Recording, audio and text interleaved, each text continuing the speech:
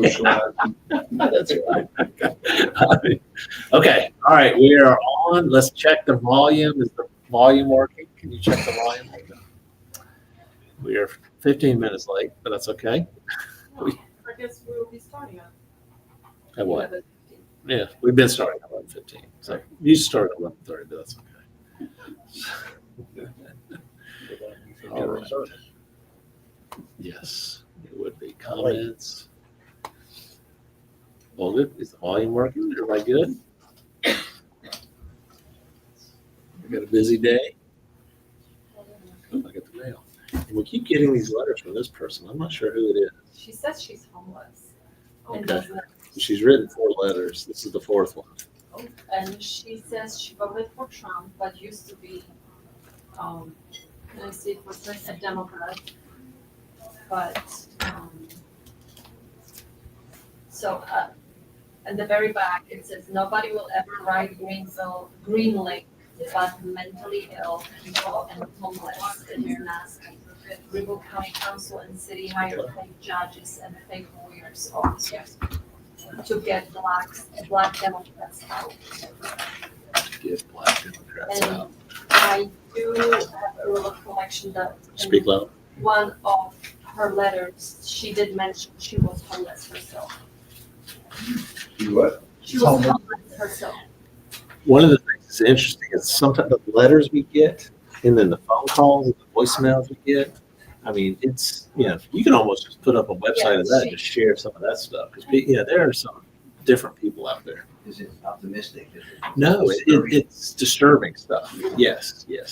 We've gotten very racial things. We've gotten very, all kinds of things. She's writing her about her nephew did a fraudulent funeral for someone to collect some stuff. And she did say here, I was homeless and still am in the Greenville city. Anyway, it's just interesting. She sends, I think, 1 letter a week. My God. Yeah. And I'm not sure what we can do about it, but it's Well, she kind of sounds like it's a call for desperate help. yes.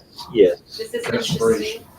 She said, dirty Democrats getting rich, you need to get rid of McAllister Square University, psychologists, and employment office. Oh, It's Interesting. she may actually have a point there.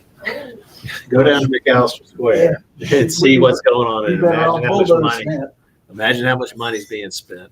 All that kind of stuff. She's thinking, she's trying to throw positive comments out. or ideas. Now, Yeah. granted, some of them are crazy and ridiculous as far as being reasonable, but she's thinking and operating.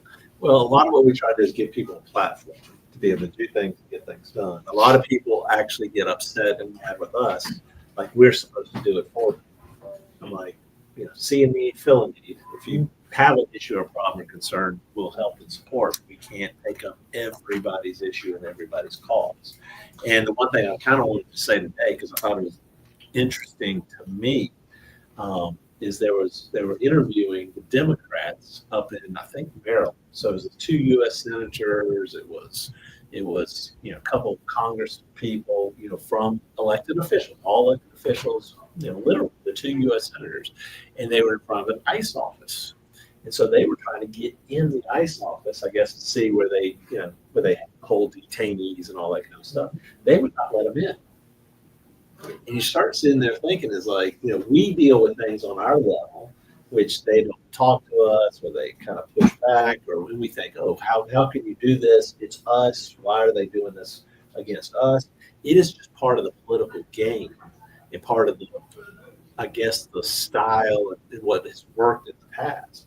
If a U.S. senator, if 2 U.S. senators walk up to the door of a ICE detention center, I guess run by the executive branch and all that kind of stuff, and there's issues, but these are people that are elected, whether Democrats or Republicans. I mean, they're doing us down here as Republicans or as MAGA America First Republicans, but it's just interesting to kind of see how and the issue to me is don't surrender, don't quit, be persistent. All of this information that came out that Senator Grassley out of Iowa apparently found that was, about Hillary and the Russiagate and all that kind of stuff. I mean, he's been trying as a U.S. senator with 50 years experience or seniority. He's been trying for 3 years to get that information and get it out. Thank goodness he didn't quit. But we see way too many people at our level that will get frustrated, throw their hands up, and just say, I quit, I'm out, I don't want to deal with this. But persistence is, wins the day, and that's what from our perspective. I mean, we've kind of been in leadership for 4 years. Obviously, we'll be in leadership for 2 more years. Probably long after that. But I'm like, if we had quit, in 2021 they cheated. Because they cheated the reorg. If we had just thrown our arms up and just quit, where would we be today? We're making massive changes because we're persistent and we don't quit. So yes, sir. I just want their response was, don't just show up at the door, call us and Set up. No, I fully agree. Yes, because Yes. even a state senator can't walk down to the county jail and say, "I want to come and take." Right, and it was probably more of a show. I'm kind of using it for our and purposes. they showed up with television cameras. I mean, when you got a podium out there, you're planning on. I personally, if I've been running that group, I would say, "Oh, come on in, let's go into the conference room, let's have a discussion." And by the time they got out, the press would have left. I'm also a believer of support. You got a lot of, like in our group here, you can be taxing, you can not want to do it like you were saying, but when you have a good support system, Yes. to sit you down and say, okay, listen, we're all in this together. I've been in a couple of organizations and still presently where it's a support system Right. that keeps the leader or the person doing what he's doing Accountable. optimistic. Yes. Accountable, optimistic, the energy, the will to keep going. Right. I'm a big fan of that. Yeah, no, I agree with that completely too, and that's kind of the structure we're trying to set up here. Not just to keep the leader. Well, that's why Shannon and I keep coming back, is because there is a support group. That story I tell you about what happened to me years back, in that whole room, and it was at the library, not one person came up and said a word of support to me. I said, well, heck with it. I'm on my own. All this, I don't stand a chance. Yeah, and some of it's organization. I've seen people drop the ball. New organizations or new people taking over counties drop the ball. That type of stuff. And it's tough to run an all volunteer organization. So, but I mean, our point and our issue is to, we all, I think, are on a similar mission. We all want to accomplish that mission. We may have different ideas and things. A lot of people get frustrated and want to throw their hands up and quit. And one of the other things that one of the pieces of advice I gave, somebody that was in leadership in another county this week is you just gotta, you gotta watch, you gotta play the game, realize the long term of what's going on. Don't get overly frustrated or overly excited either way. The whole bipolar thing, you don't want to get either way, but just, it's just steady wins the day. And you got to be steady about it. You got to keep pushing. You got to do. We're going to talk in a few minutes here about what Bob's project and our Zone 7 project may end up being in regards to some things that are out there. But I mean, we can complain all day long, but if we don't actually put words to action, what's the point? I literally, I sent 2 Freedom of Information Act requests yesterday. I did them online, all that type of stuff. But I mean, that's how you open the doors. And I actually want the people that were watching and I'm asking the questions, I want them to know that the Greenville County Republican Party is asking these questions. I want them to know that we're watching, because we are the watchmen. We are the, kind of the checks and balances out there. And what's been fun right now, just so everybody knows, the elections are, the municipal elections are now. So in the even years, you got, the House and or Senate and the Congress and all those big races. But in the odd years, you have all your municipalities. Like right now, we have 5 or 6 municipalities in Greenville County. So we're working those with candidates and potential candidates and how we do things in that regards.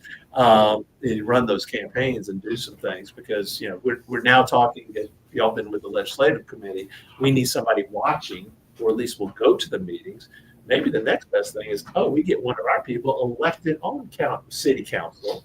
That can be our person in our contact. You know, I mean, they've got to be at the meetings anyhow.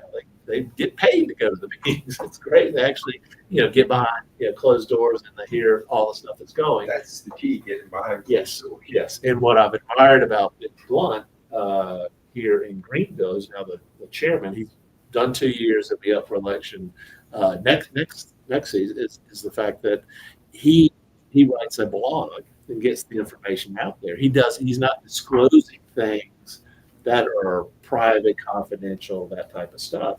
But he's disclosing stuff that if you send a FOIA request, you could get.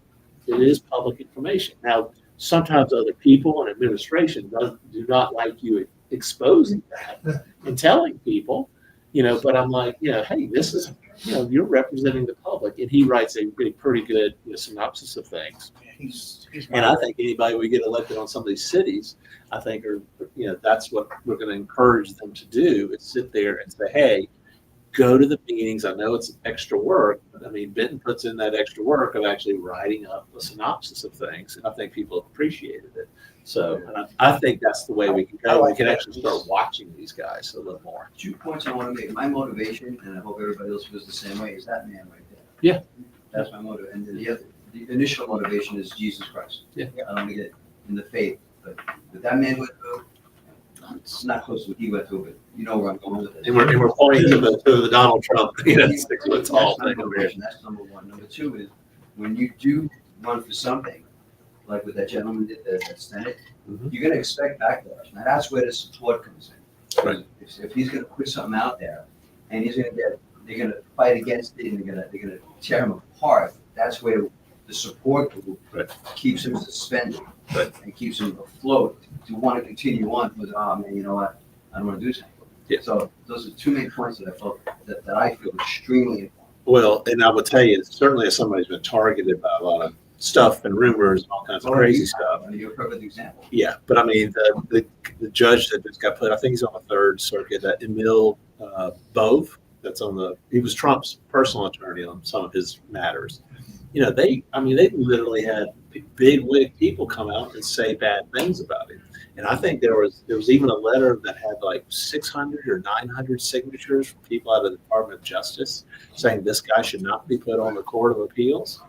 I'm like, I mean, it's one thing to kind of know the battle and see it all out there and have the support of the president, but I'm like, put yourself in that guy's shoes.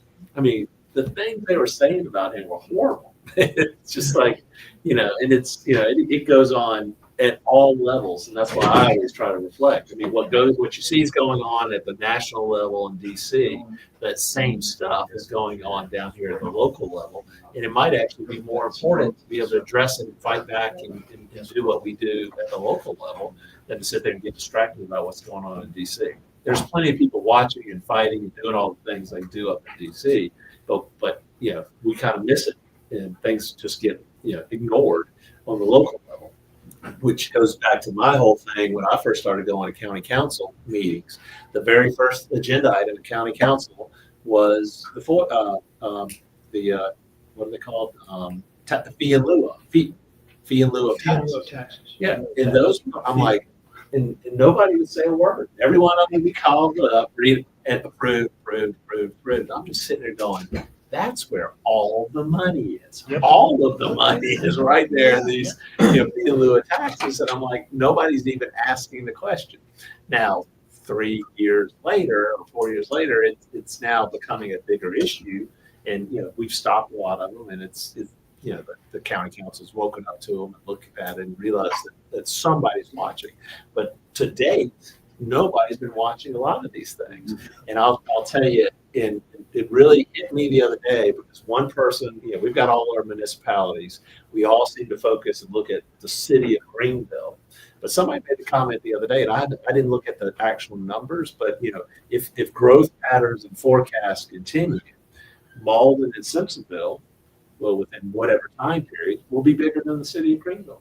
And if we don't start watching Malden and Simpsonville and Greer, and, you know, ultimately Fountain Inn, you know, I didn't even realize until we were told this morning, Fountain Inn's getting the 6-story Prisma Hospital and a Marriott hotel, and I mean, Yeah. It's not gonna be found in anymore. It's gonna be something else. Yes. They have intentionally been developing the triangle of land between Spartanburg Yes. and Greenville and Found in to try to make it a municipality.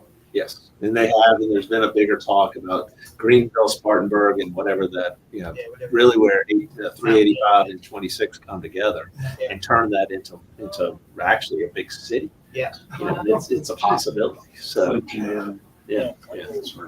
So, I mean, it will be a massive area. What's missing is a zoning plan that limits based on how much density we want, a density plan.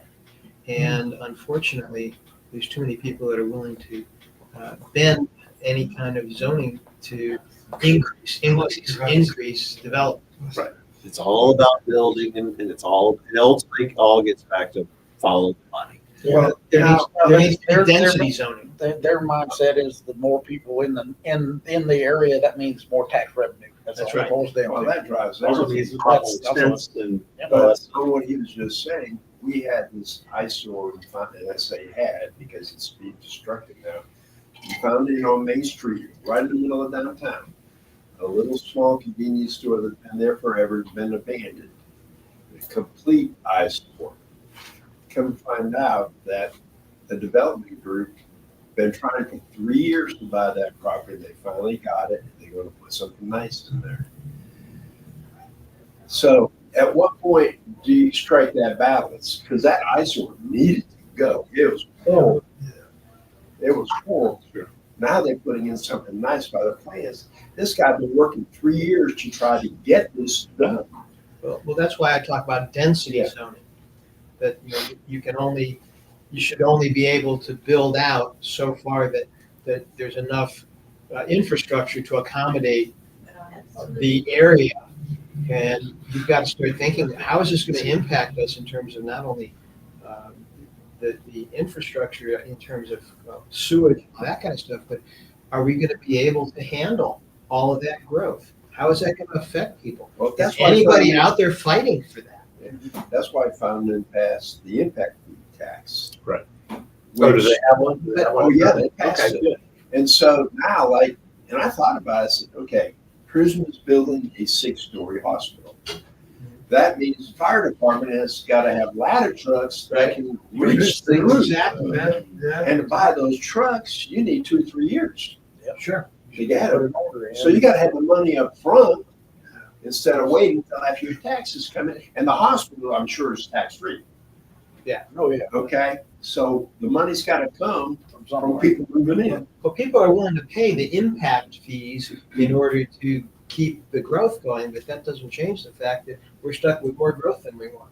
Oh, trust me, I get it. We've got 160 townhomes in our backyard. Do you really? Well, they're putting them up. Right. The trees are, if anybody knows about Speedway Drive and Fountain, years past, there's a dirt track there.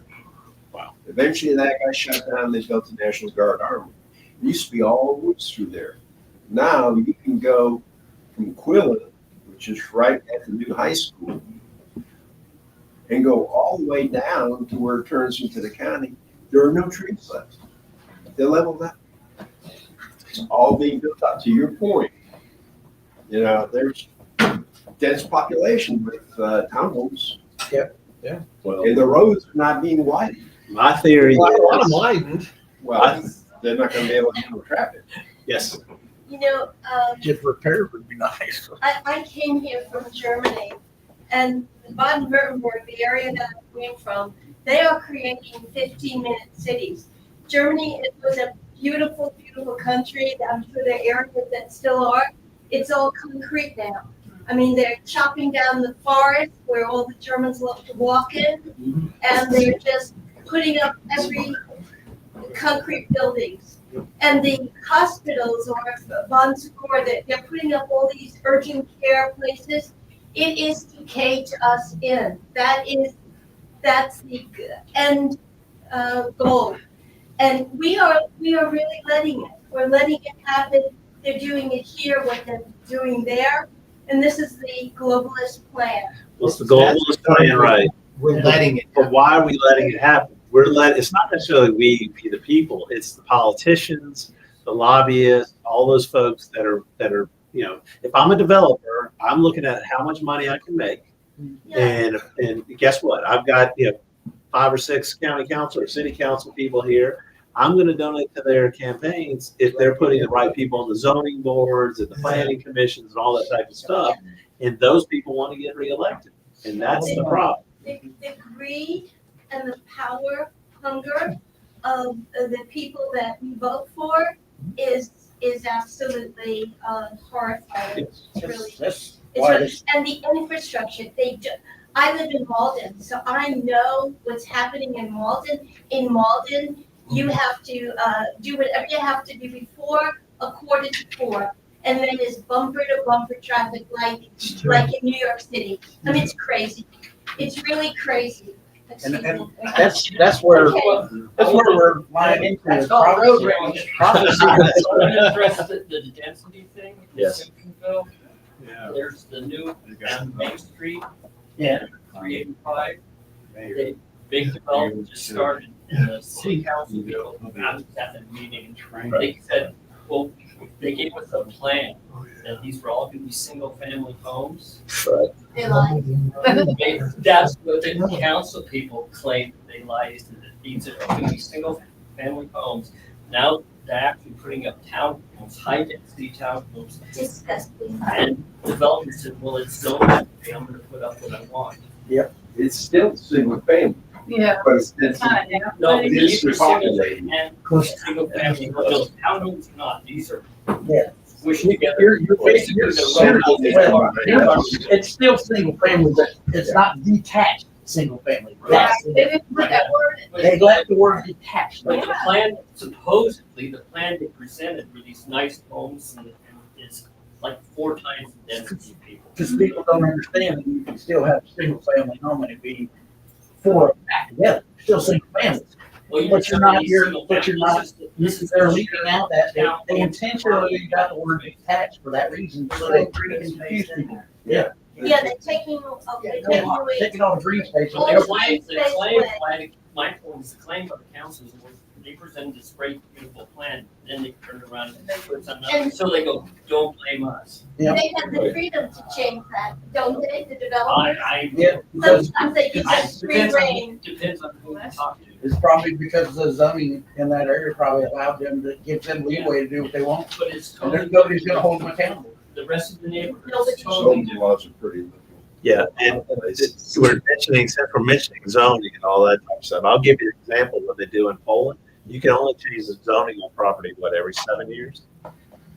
It's something really bizarre like that. But think about how that slows everything down. Yeah. And it really gets the planning and all that kind of stuff. It slows it They down. can change the zoning in between, Yeah. in the 6-month time span, they change the zoning twice. Right. If they want to. But here's points back to something that she said, and this is what it boils down to. Right now, our country is in a serious problem. Greed is the problem. Prophecy says that is going to destroy this country. Not anything else, it's greed. Okay, so how do we fix that? So we need to get the greed out of, we need to, the only way possible, no career politician. there's no, That's it. But I that's mean, the biggest. it all gets down to getting the right people elected. And getting the right people elected are people that don't care necessarily about the money. That they, they're just good advocates, working hard, willing to do stuff, but are not running for office because it's another career step or another part of their professional development, those types of stuff. It's not based on what they do for a living, all that kind of stuff. We're looking at, obviously the municipalities right now, because we got until the 15th, August 15th, I think probably at noon is probably when it closes up, is the deadline for filing for these municipalities here in Greenville County. And you can look at them and some of the precincts, actually one that we're looking at, one of the districts in one of the cities, it's elected by, I'd say 2.5 precincts. It's 3 precincts are in this particular district, and one of them is not even, 2 of them probably not even full precincts. So it's like you could go in and you could work our butts off like we do for House seats and these other things, you know, and actually get somebody elected to one of these city councils. And then we've got an inside person, and hopefully that person is not doing it because, oh, this, you know, I'm 35 years old and this would look great on my resume and I work for a developer and, you know, I have an inside, you know, look at everything to be able to figure out what's going on and what's happening. So that's where I think the ultimate solution is. This is not gonna be a popular statement, but this future leaders programs that they have, they pick out people, basically they're ordinary people that say, hey, I'd like to be in leadership, and they get trained, they send them off. Yeah. And they're all under 40. They're all part of the globalists. Yes, Yeah. yes. They're so, they But The guy who's running our reprogrammed. council, that got hired paid guy, I can't say. Oh, the administrator guy? Yeah, Yeah, he went through that whole program. yeah, I'm sure. He started in high school. Really? He was selected out, he got out, he went, I looked at this. Well, I will tell you my real conspiratorial thought process on that. I look back, you know, I save everything.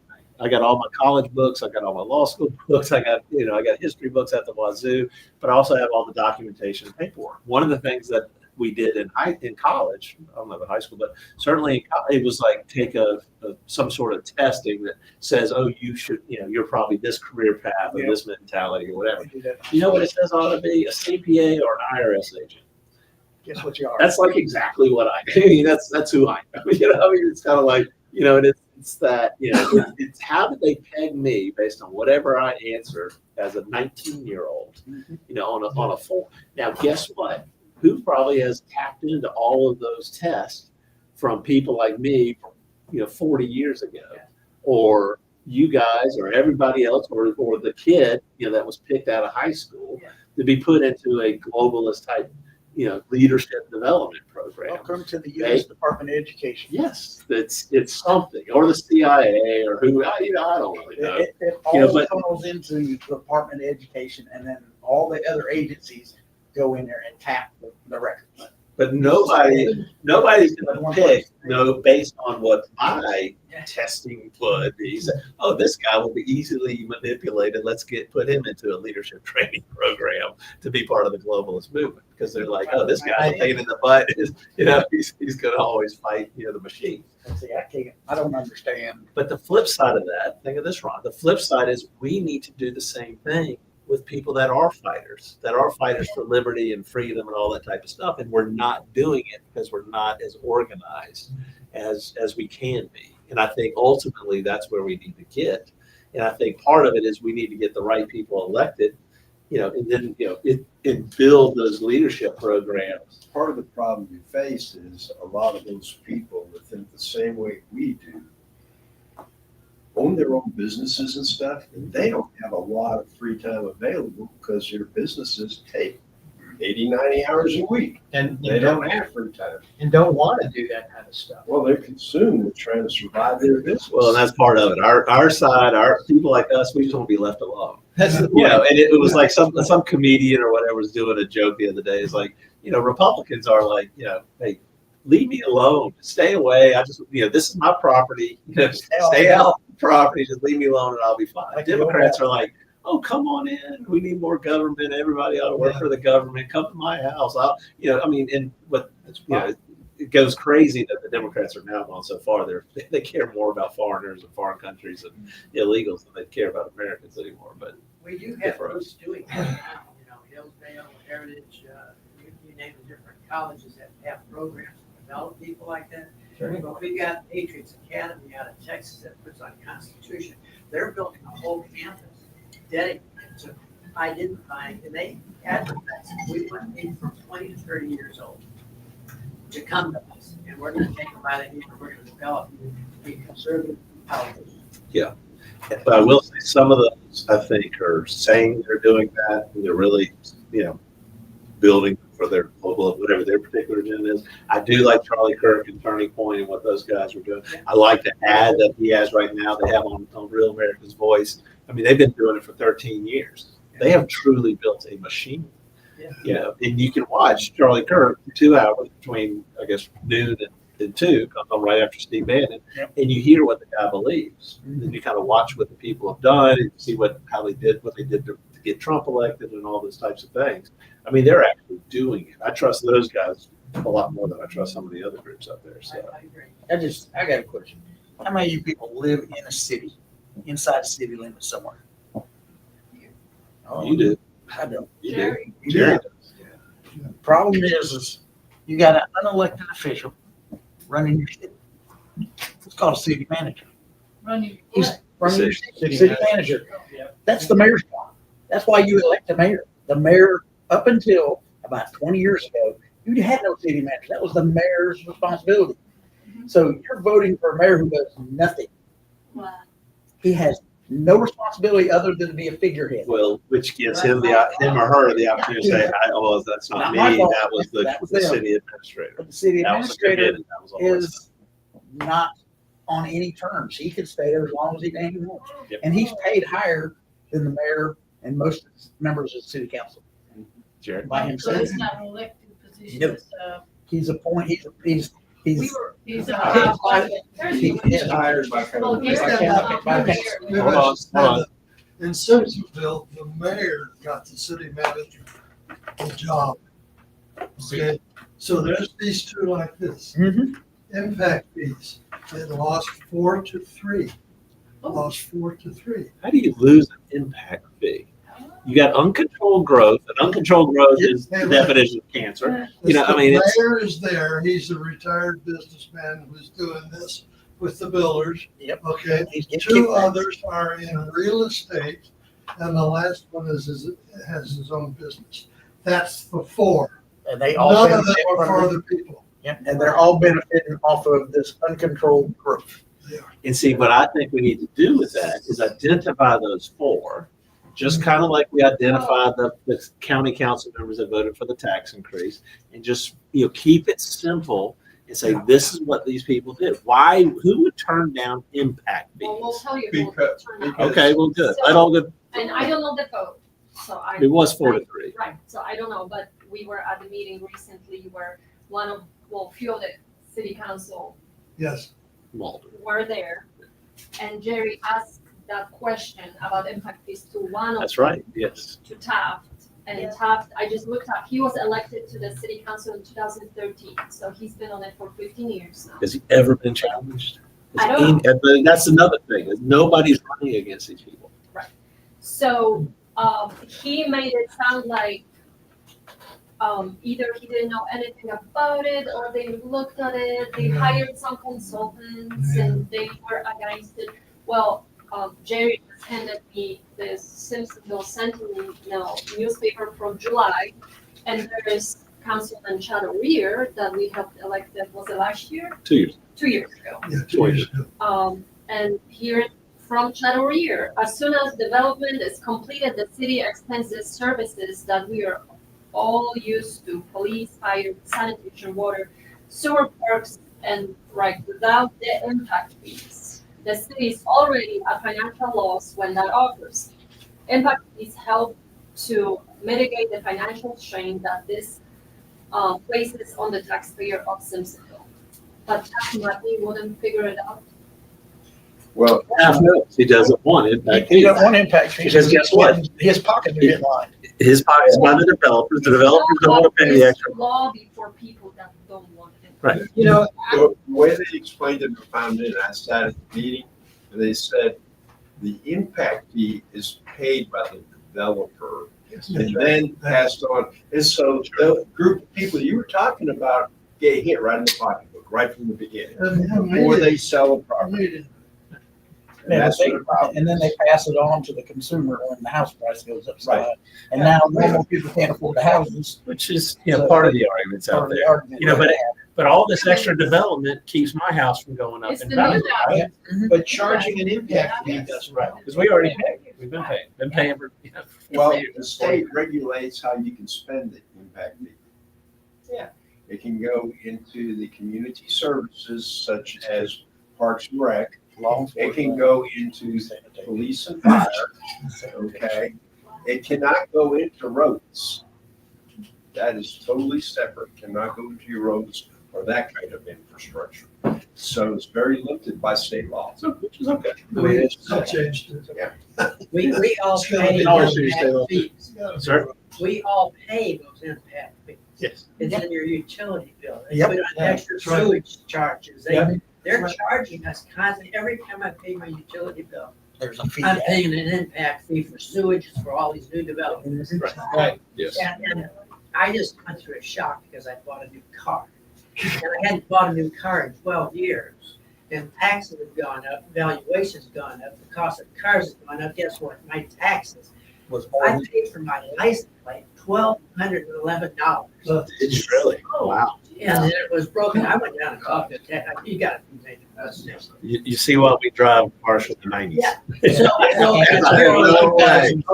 Even if you can afford the cars, no, I can't pay $1,200. that's for an a impact tag. on the It's people just who a driving- sell cars. You know, people can't, they looking for used cars. Yeah.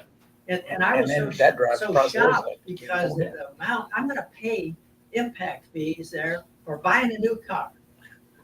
Around $10,000 more dollars. So why shouldn't these other guys, these developers, pay an impact fee? I just- Because they paid the politicians. We have to educate the grassroots, or educate the citizens about it. And then we've got to get people that don't care about taking money or going to the fancy party at the big house or whatever, you know, that are doing it for the people. I mean, you know, I got no problem with a moratorium on growth. Oh my God, you want to talk about a building moratorium and watch people freak out? Yeah. Oh, ask a politician about a building moratorium. Wait till you get Marvin your, went through that a few years back Well, they keep, because of the sewage system. if you're a homeowner, wait till you get your new evaluations. I was told that everybody's gonna have reevaluation of your homes. Yep. Prices have doubled on the homes, okay? You can't eat your home, you gotta live in it. Yep. So you got to pay that impact fee that's coming. Yeah. It's gonna be It's also an increase in just your property taxes by reevaluating your home, because it used to be, years ago, they were only allowed to reassess your home once every 5 years. 5 years. They changed it, and they can reassess your home every year, And they are. and they have been doing that. Yeah. And they never go back, they always continue to go forward. But my other peeve is with like Duke Power, they come out, they're going like, oh, we need more money so we can improve the infrastructure. No. You pay to fix it first, then you ask for the money back. Yeah. You don't get money up front, because we've already continued, I've been watching them Yes. with over the last 10 years. Every time they get a bump increase for supposedly to repair it, nothing happens. Yes. They don't do anything. They go out and they put up a few new poles, maybe change some transformers out, but that's it. That grid is just as same as it was 10 years ago. Nothing's changed. There's a whole lot of stuff that goes on with the utilities. But they keep getting kickbacks to the politicians and the Public Service Commission, and that's how they keep getting their rate increase. Well, Even when you have a mass outturn of people saying, "Hell no, they don't need it. They've got plenty." Yeah, but people still, for some reason, they keep getting it. Nobody on that board is accountable. Nobody voted for it. well, the They're Public all- Service Commission, they get appointed, They're which is appointed by just one. They've politicians. got an election on August 5th. I guess early voting is going on now, but they got it in Spartanburg. One of it's for the county, one for county council people. It's because the county council person got appointed to the Public Service Commission. And I think it's a 6-figure job. And I think they determine what rate increases come out of the But the utility. Public Service Commission doesn't answer to the county. They answer to the state. Because that's They're appointed by state legislatures. So, or the governor. I'm not sure who appoints them. it's legislatures. Yeah. Yeah. And they put people in there that, they're gonna get their 6-figure income, their buddy buddies. Yes, sir. The sheriff's debate last night was Spartanburg. Y'all go through? Yeah. No. You hear about it? How many of the sheriff, how many were there? 9 of them? 9. How many of them, did they ask the question, were they gonna adopt the Santa's policy about the 287G, where they allowed the police or the Deputized. deputize Yes. any of them to be isolated? Yes. Did any of them say yes, they would do it? Oh, well, that's the question. Did any? They didn't ask, they all said they would. They all said yes, they would. I heard that. I got a feeling they all said they would. I would think they would all say Yeah. yes. So every one of the 9 as a candidate, As a candidate. that said yes. How many of our current elected sheriffs are actually doing it? Right. Or AG or governors? Because that's Bob's issue, and that's what we're going to talk about a little right now. The segue, thank you. We should send him a lollipop because that was perfect timing. But that's, why are we not doing that in South Carolina? I mean, I saw some interview down in Florida the other day, and that's what they were talking about, and how they're literally ramping those numbers up. I mean, I think they almost doubled the numbers of these deputized people the other day. And said on the radio, we got 105,000 illegals in South Carolina. Criminal, not illegals, criminal illegals. Of which People that came here with criminal illegals. okay, 35, that's 35, It's 40,000. 140,000 total with 105-ish are criminal. And the highway patrol can't stop them and Right. report. Well, see, the problem is gonna lie in with the sheriff and well, Spartanburg saying. that's what we want to find out, and that's what I want Bob to talk about here in a second. Yes, The state just came out with a thing a couple of days ago.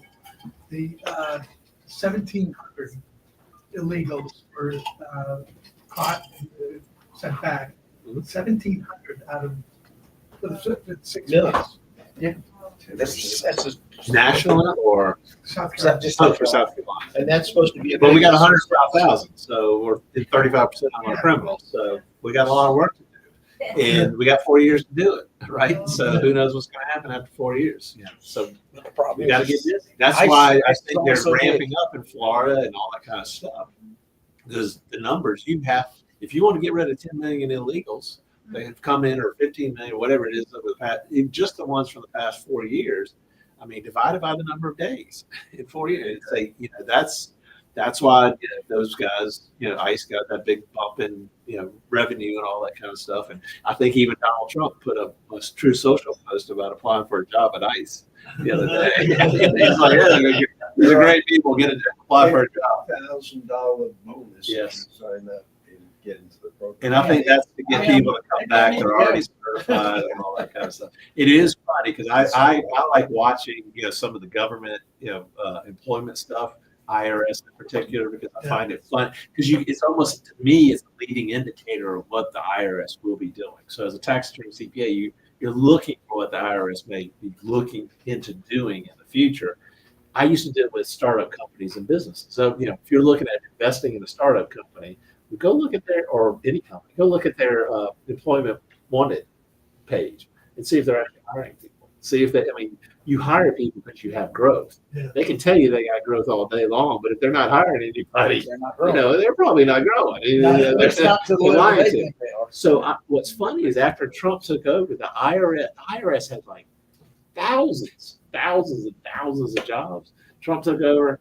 There's like 3 on there now, literally like 3. And I think they're like specialty. We need a specialty counsel in DC, and it probably got special permission to hire somebody. But it's like it just went to like 0, and it's like it is amazing. But that, if you really want to look for leading indicators, look at the employment side of it and track that. 5 red state governors have agreed to do what DeSantis is doing. Wow. I don't know which ones they are, but there are 5 of them. Well, and that's what we want to figure out. And that's we can talk about stuff all day. We got to put action to it. Bob's been bringing up this issue. And so what we want to do, whether part of this group or certainly part of our Zone 7, when we get that, make that a project for our zone, our precinct zone. It will be. Yes, good. Promise. But part of it is, if assuming you're right, did you watch it? Did you see the debate? I just heard. Okay, so we need to verify it. I hate to give everybody credit, all 9 of them credit for saying the right things, but that's what politicians do, right? So I expected all of them saying, "Oh yeah, of course we're going to do that." Yeah. But we need to get them on the record. Maybe but where is Hobart Lewis in this? Where Who's is Al demanding Wilson? that he do it? Well, that's what I'm saying. We got to get them on the record. We got to call them up and ask, why are you doing this or not doing this? We ought to talk to his opponent, from the sheriff's race, a year ago, and see if we can't find out where, or if that issue ever came up. Maybe it didn't come up because it might have been before, this was, but what was the feeling? you know, because what we don't understand, or what I think most of the populace doesn't understand, is even though a guy like Hobart Lewis is going to sit there and say all the right stuff, watch what they actually do. It's not actually what they say. What they do. So I mean, it's, you know, watch what they do, not what they say. But we are us. We are MAGA. We're the people that force this to happen. Right. So it's up to us to force it to happen. So At we this need to get- lower level, it's happening on the national level, and we're Yeah. watching that and feeling good. But who out of our group has called Hobart and asked, why is this not occurring? It ought to be us. That's my point. We can sit there and bitch and moan about it all day, but until we say you're assigned to it, or you're assigned to it, and then say, hey, this is it, come back with a report, do it, so then we can publish it out there. We're doing an expose on some, we've kind of slowed down on our mySCGOP articles because of the health stuff and all that jazz. But I mean, one of the things that we're working on right now is about the probate courts in this state. There is all kinds, I got a personal interest in it, being a tax attorney, but I mean, there's all kinds of issues with the probate courts. So we're actually starting to write a series of articles that will come out about some of that stuff. This needs to be an article or a series of articles where we're documenting it, getting the facts, and being, a credible source of information to do it. But I don't have time to do it. Everybody doesn't, I got my own issues I want to do with school choice and, the federal stuff, the state stuff, all that stuff. That's the battle I'm fighting, while also trying to put the infrastructure together. But that's where see a need, fill a need. If people are talking about it, we need to start assigning. So I want to find a group of people that are willing to sit down and say, we're going to work together to make something happen. We're going to contact Hobart, and we are going to present him with our concerns and what we want to get done, and we need to do it as a group. As a group. If you can get a group of people together that are interested in pursuing that, I want to be involved. Right, but we only need 2 or 3 people doing the research and doing the questions and all that, because we can put it out there. We can get it out ourselves statewide. We can get it out certainly all over Greenville County. We can add it into the newspaper that we'll print and we'll give out, or hand out with some of our door knocking for these municipal candidates and all that type of stuff. We can get the message out. So it's not like, oh, we got to have 50 people go to Hobart's office and sit there and say, we demand X, Y, and Z. Yeah. I don't think he's going to care about if it's 50 people or 100 people, but he's going to care about it if one person goes and asks him, gets all the data, and says, yes, we're going to publish this out to everybody across the state. He's given us that answer once before when we had And what did he say? fire out here. And Yeah. I challenged him on that question. Okay. And he said, well, I follow the law.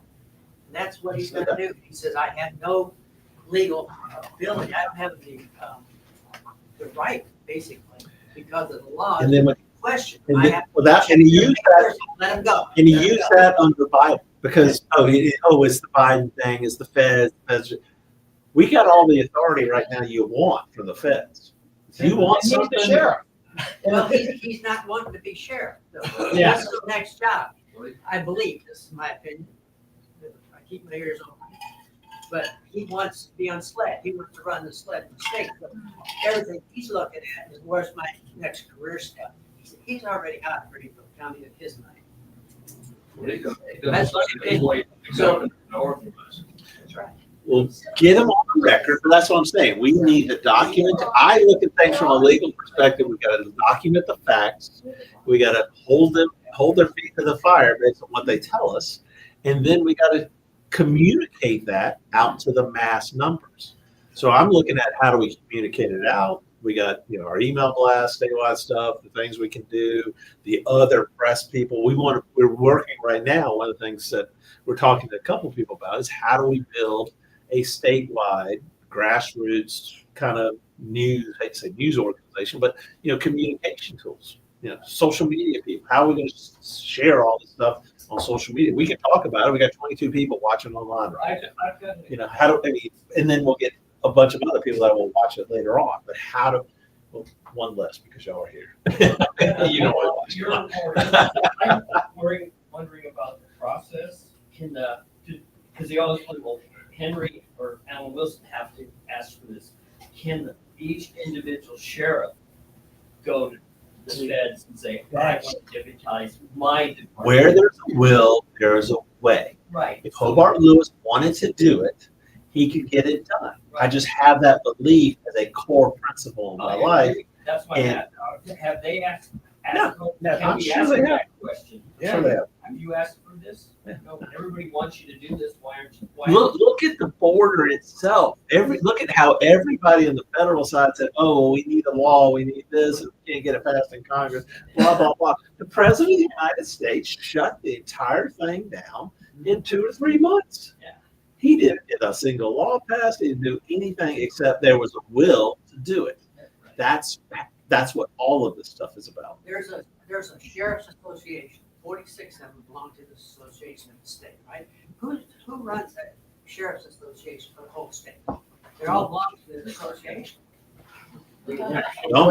It's probably not somebody that has a will to get rid of 105,000 It's a illegals in good the state. FOIA request. Themselves could bring this about. They could. Would this not be a good question to present to David Pascal when he comes Yes. about how can this be achieved? That's not till August 18th. Let's not wait. I understand, but still, there's somebody that's got state attention Right. that knows the law and can tell us which way it can happen. Where there's a will, there's a way. I get, When Pamela Emmett You know, announced for candidacy to win for governor, one word coming out of Charleston was that McMaster and her were looking for a alligator Alcatraz place where they could put up that was Apple's Greenville. I mean, that's No, I don't know if they're actually looking for it, but I looked on her X account yesterday. I was just kind of curious to see the traction she gets. She gets none. I mean, she got like 5,000 followers on her Twitter or X she's account. like, I mean, Nancy Mace gets 5,000 likes on something. You know, a Pamela event was getting like 17 likes. And I'm like, this is like ridiculous. But one of the things that she was promoting was, instead of calling it alligator Alcatraz, was the palmetto pin. I'm like, that scares the hell out of me. I'm going to be put in the palmetto pin. And I'm like, you just give up, please. Get out of the race now. It's like, this is crazy. actually, with all of these candidates, Nobody wants a shirt with palmetto pin on it. all these ideas are coming now. Oh, yeah. She's been lieutenant governor for 8 years. Yeah. 8 years. What have you done? Nancy Mace is a good name because, I don't know if she's flipped, I think she's flipped. She's MAGA now. But she brought up this thing about. She was MAGA. She was on his campaign in Liz and I 2016. were on the Yorktown in Charleston in 2015, where Nancy Mace introduced Donald J. Trump. Did she really? What do you I mean? just forgot. It's been a long time. Yeah, we were there. Yes, I just had major surgery. I can't I think remember. I remember yesterday. Or am I missing? No, I mean, she probably was. Yeah. Her father was on the stage with Her father was on the stage. I Jim do Merrill remember was that. there Jim because was there because he was running the before campaign he stuff. got indicted. Yes. The point So though is, she was didn't she run on that issue and got somebody out of office in her county? It was a sheriff or something. Oh, no, Sheriff of North Charleston. Yeah. Was a problem down Charleston, there. Or maybe it's Charleston So County. there's a Because we call bank for them too. Call bank for them, actually. Yeah. Yeah, it's, I have two. We think about that. calls. Greenville County was call banking against the sheriff in Charleston. in Charleston. Because the liberal Democratic sheriff was out down there doing Yeah, it was things. the first time Charleston's ever had a Democratic sheriff I in its have entire time. two It's never comments had a that sheriff that online. wasn't a I'm Republican. sorry? Two comments online. that Okay. are- What would you like to share So. from our online viewers today? Yes. We're up to 24. It's when you talk about challenging people. Yes. Right? Tony Patel, we know Tony from leading the family court. Is Tony asking the question? He's not asking a question, he's making a comment. Okay. He said, I have sued 2 judges in Spartanburg County, involves, I don't hear about immunity or rule fulfillment. It is time to hold these judges accountable for violating our due process. So He's what- 1000% correct. Tony, we know he's fighting the Family courts because of. which is a disaster. His children. And boy, he's out there challenging these people, and he's being punished by it in many ways. Hey, nobody's threatened to put him in jail for 90 days like me. I'm not sure. You would have to ask. He may be ahead of me. I don't know. But he's and doing the right thing because the judicial corruption in this state is over the top. So And the other person, our friend Pamela from Lexington said, and I think that had to do when we were talking about 5-minute cities, maybe. 15 Yeah, 15-minute cities. I'm not doing it 5 minutes. So Pamela said they're doing it in Lexington. They're trying to push for 12 homes allowed per acre. We Yeah. say Sure. no. Well, That's the end. thank you. Okay, you did it?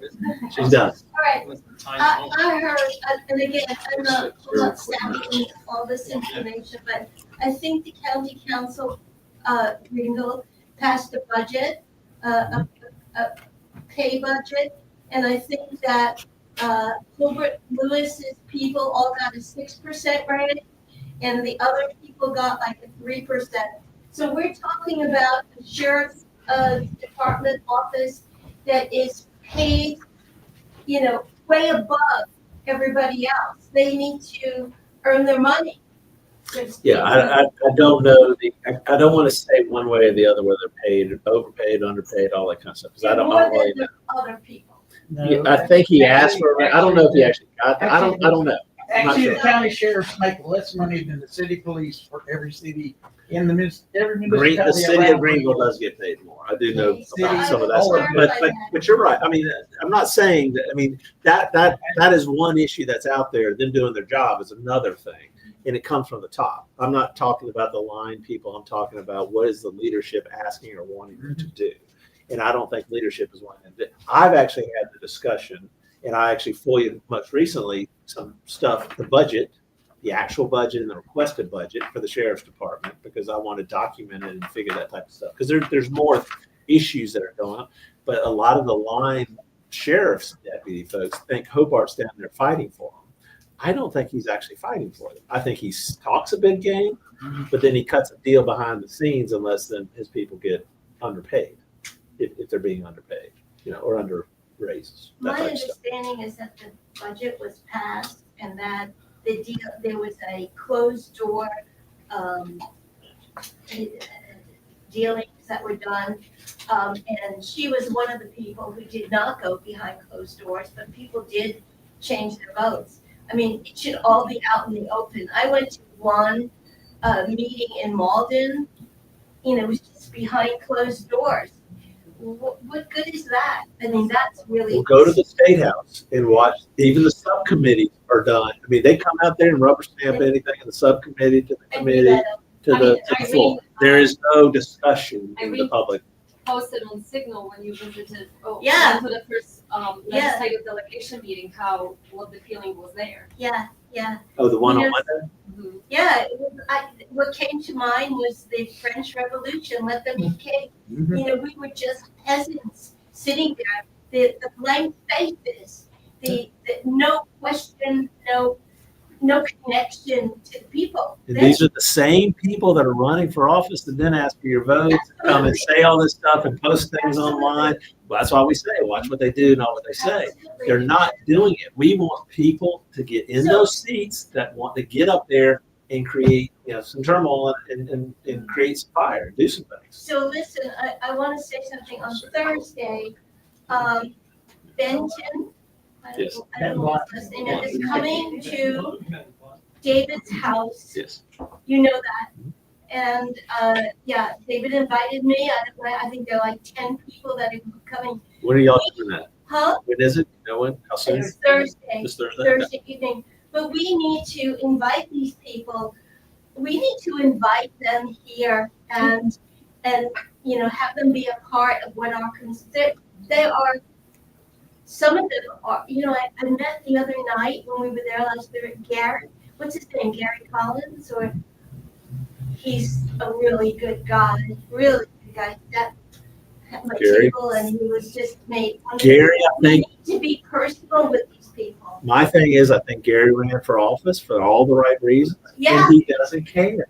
no, he We doesn't. need people elected that don't care. And to your basic point, there's a bunch of us. He knocked on every door. We went out and did signs, we stood, we knocked on doors. We found a guy that we could get behind and we did work. So you gotta go out there and walk down the street. Right. Can't just say, this is a great guy, have a nice day. You gotta go out there and stand out and eat signs, wait. And that's what we can do now. That's why it all gets back to getting people elected in office that don't care, that are willing to speak out publicly and do things. We can talk about Nancy Mace and the drama, and we can talk about versus Ralph Norman versus Alan Wilson versus Pamela Bed versus Josh Kimbrell. But who do you think is going to stir it up in Columbia the most? That's who I want. Who do you think is going to stir it up on county council the most? Can I make That's a who I you, not someone who doesn't care, someone who cares about the right things. Well, doesn't care about the money side of it and pleasing, the establishment. Gary was motivated, he saw what was going on, he couldn't stand it, He's he great. got up and he worked his. But also look at what Gary's doing now. You follow him, on social media. Every month he goes and door knocks in a community, a neighborhood or whatever. Every month he goes into 2 of them, knocks on doors, hopes to have engagement with 20 people in each of those places. And, so that's 40. And just say, hey, I'm your county council member. I want to hear what you have to say, or if you know anything or been curious. He's doing it now, So great. not waiting for his re-election 2 years from now. Who was this on the other? Gary Collins. Since I like to check my facts, there is our first Trump rally, what I was mentioning with Nancy Mace. It was December 7th, 2015. Now I am losing my hair. Sure are. Everybody's there.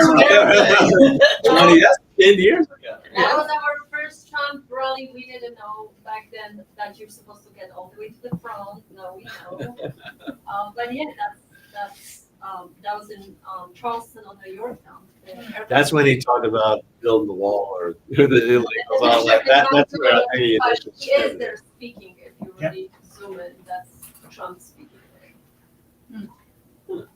Tell that's the Oh, it looks the same. Yes. It's like a fine line. The Spartanburg sheriff's race. You know what? Because of this, my health, I've been out of touch with it. I don't know who's leading it. I had a straw vote last night. That's fake. Yeah, I don't. Straw vote's going to be It doesn't mean it. not right. It don't mean squat. I mean, I assume it'll go into a runoff, and we'll find out from there. Yeah, they figure it's probably gonna have about 3 participants. 3 of the 9 will be in a runoff. I think I think that's what it's they're limited. Oh, and they're saying that's what they're saying on news. It's like, oh, it's gonna be 3. I'm like, how do you get 3? So it'll be interesting. Yeah, but we'll see. Yes. Yeah, I'd like to get a group of people together that want to work on this sheriff's issue. If there's anybody who's interested in doing that, please let me know. Well, you got your closed primary, so. I'm working on Put your it. name down, give me your name and phone number. But what I would ask you to Your hand do, is down. and I don't mind sitting there and talking and helping guide or whatever with that, but we just need to find the facts. We don't need a big group. We need Yeah, a of course. strategic group of 2 or 3 people that will go find the facts, document the facts, think about how you then communicate it to the masses to let them know. This is not about, oh, well, because the 3 of us went and asked Hobart, or he doesn't care. He only cares if it's going to impact his reelection. So this meeting ends at 1:00. If there's a group of people that want to hang around and talk about this and get it done, I'd be willing to stay as long as there's somebody who will drive me home. Which is all great, but I'm going to say it one more time. We got to build it out and with deliverables, quickly figure out the answers and move on to the next project, because there's hundreds of these. But what we're trying to do is build the process.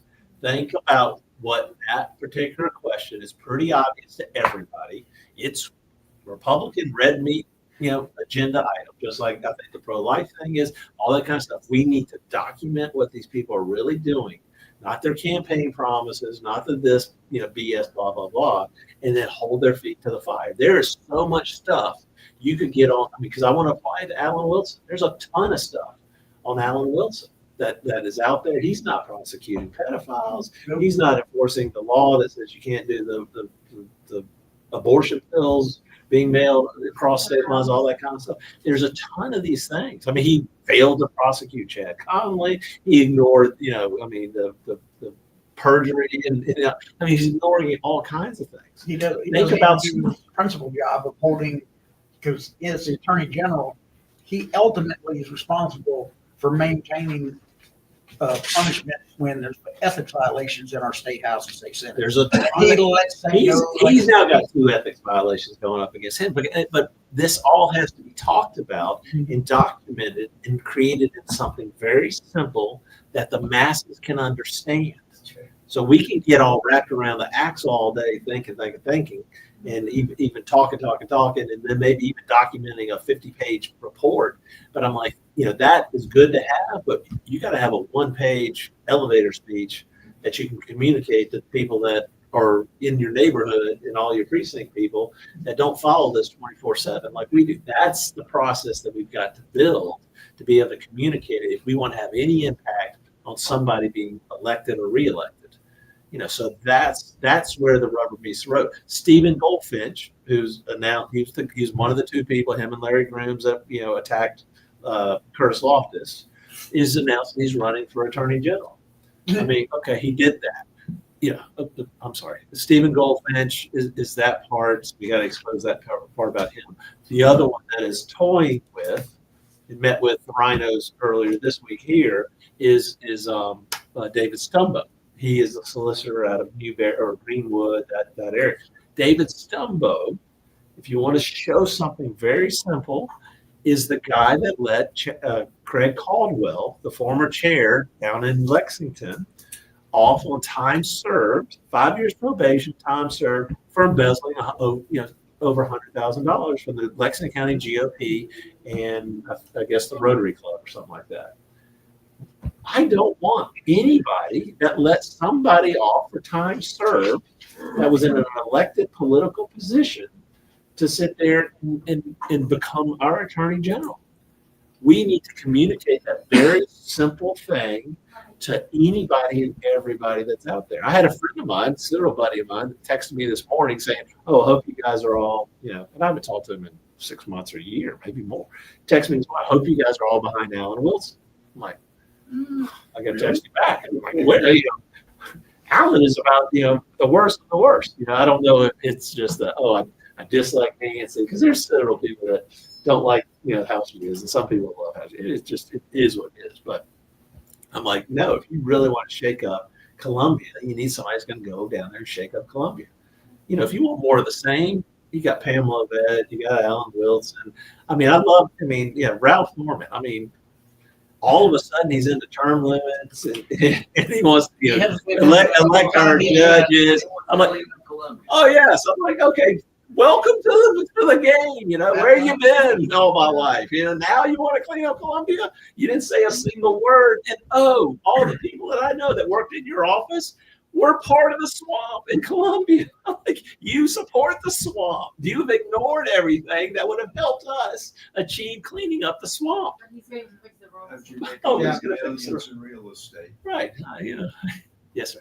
Tell people to put their name on this list so we can talk about what we're going to do. It's fine, but you got 3. Keep it small and then and make it a 2-week project. The people in this room are the key people. I understand, but there's everywhere. But you got enough. One person could do it, but if we need help, and all that kind of stuff, that's it. But You need a few people.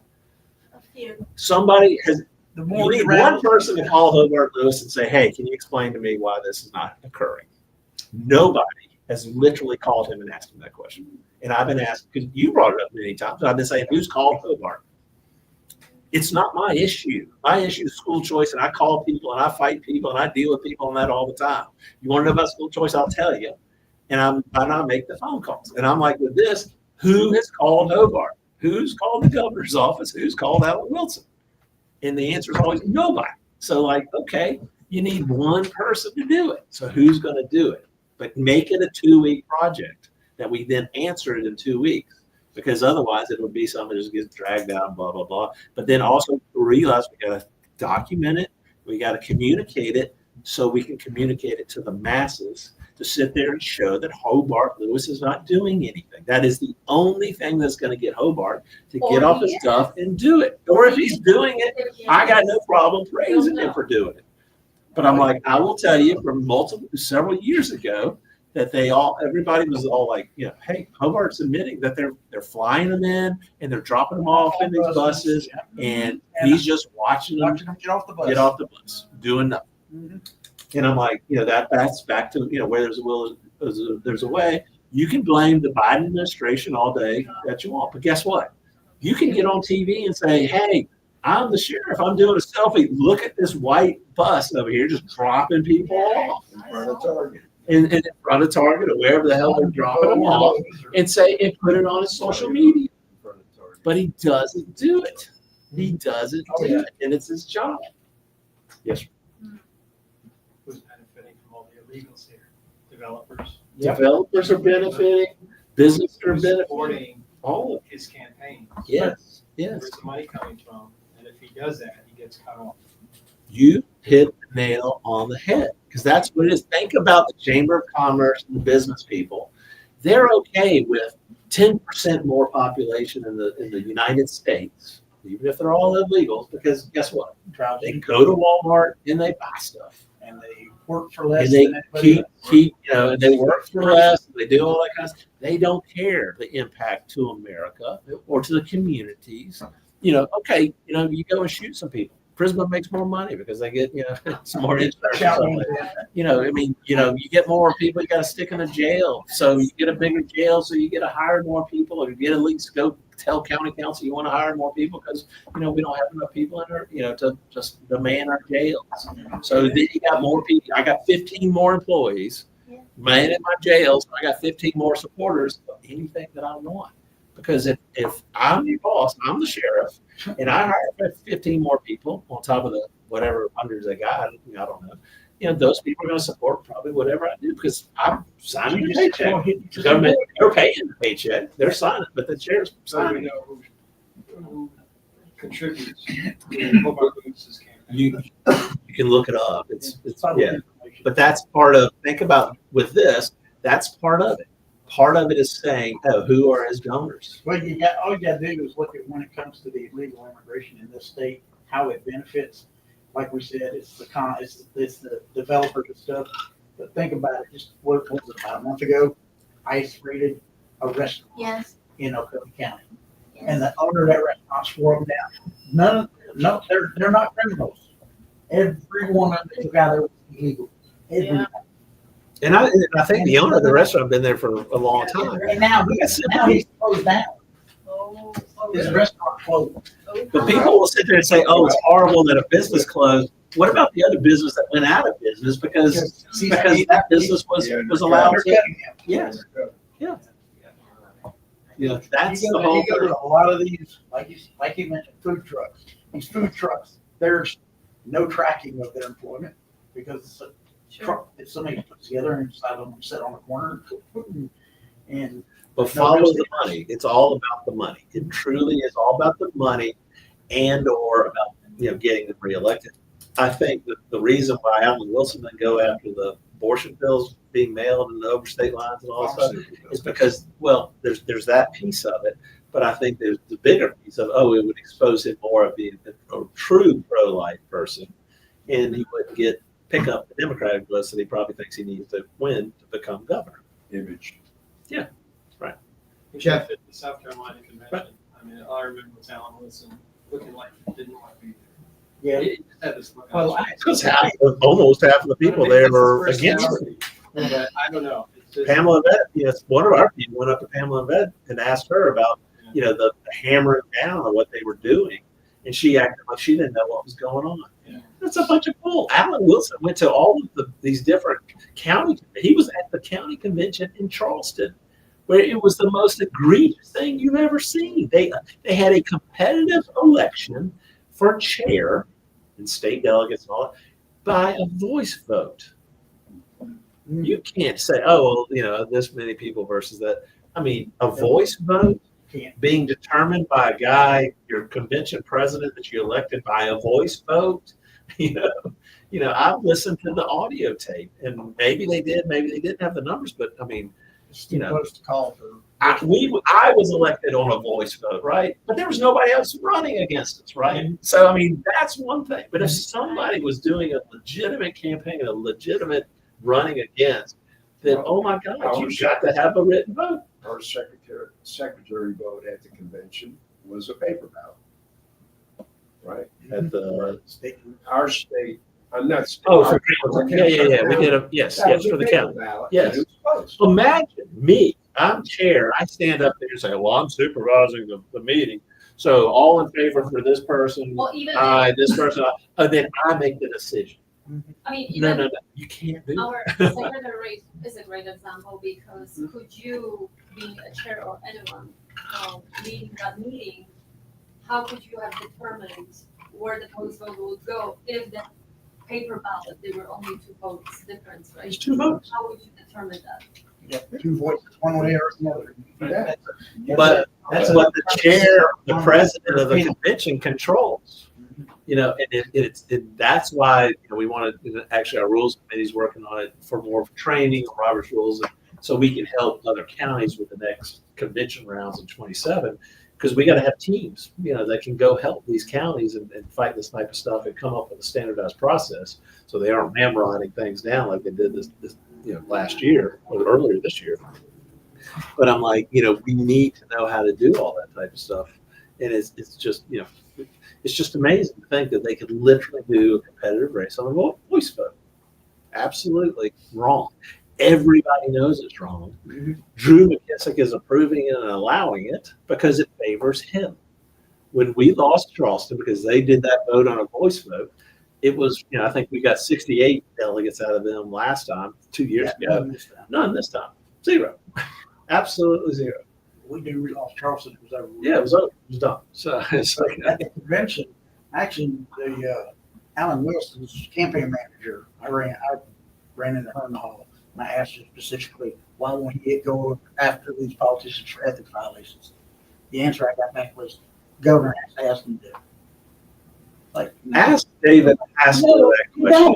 I looked at David her. Haskell will tell you, I'm 99.9% sure what we're talking about.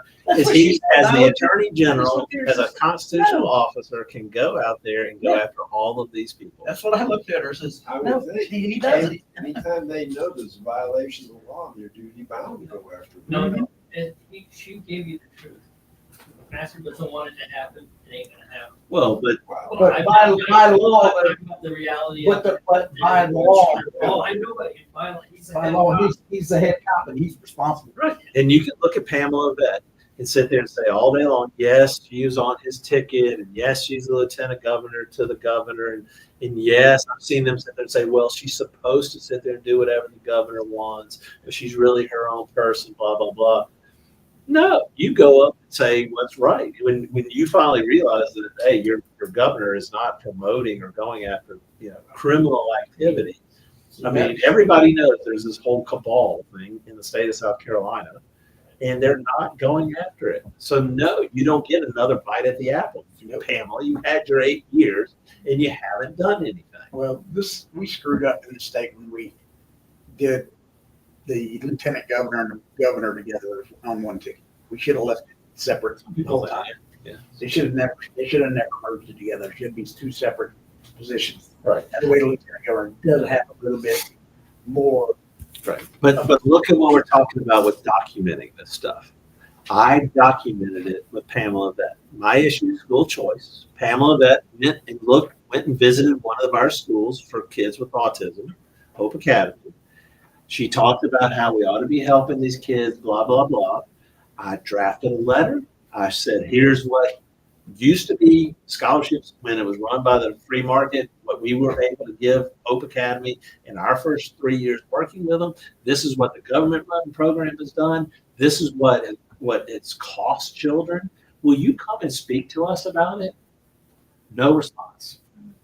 I got confirmation that her office got it. I got confirmation from her political campaign that they received it. I've asked 2 of her campaign people.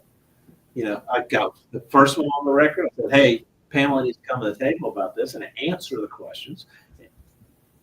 Got shut down, and I did it with the second person that's on. Oh, that's not gonna be a problem at all. Both of them said, "Oh, I think we can get this worked out," and then it just disappeared.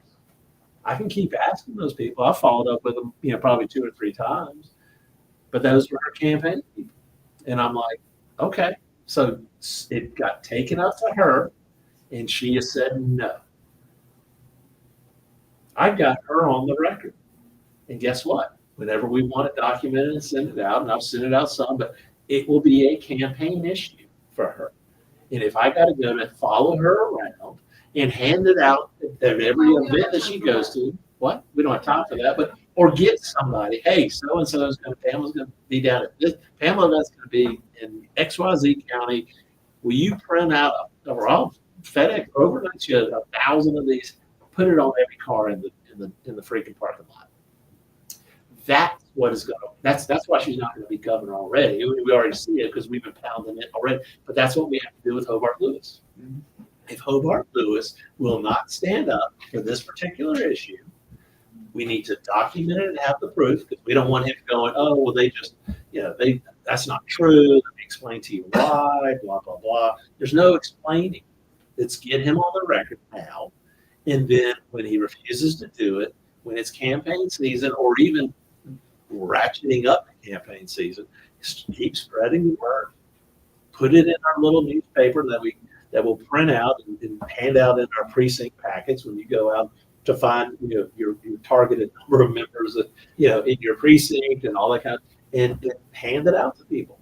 In the drip, drip, drip campaign of, guess what? Our sheriff is not into enforcing the law. He used the excuse that it was the Biden administration and I couldn't do anything. There is no excuse today. If I'm sheriff of the biggest county in the state of South Carolina and I need something out of the federal government, I just call them up and say, hey, I'm with you 100%. I want to get rid of every illegal in my county. What support can you give me? Or what support can I give you?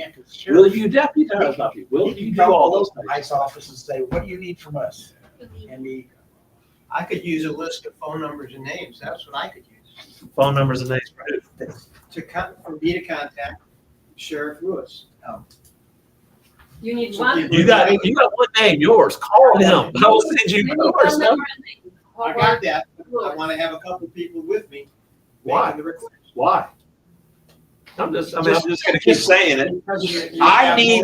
We need people doing things. It's not people wanting to easier bid. to ignore one person than it is to ignore multiple people. See, But he's not one person. He's representing, as the Greenville County Republican Party is coming to you, Hobart, asking this question because I've been assigned to do it. I'm not representing just myself with school choice. I'm representing all the people in the party, but I'm representing all. And what I'm trying to get is I want individuals doing things, people to sit there and go do it. Don't find a reason not to do it. Find a reason to do it. Say, guess what? I'm responsible.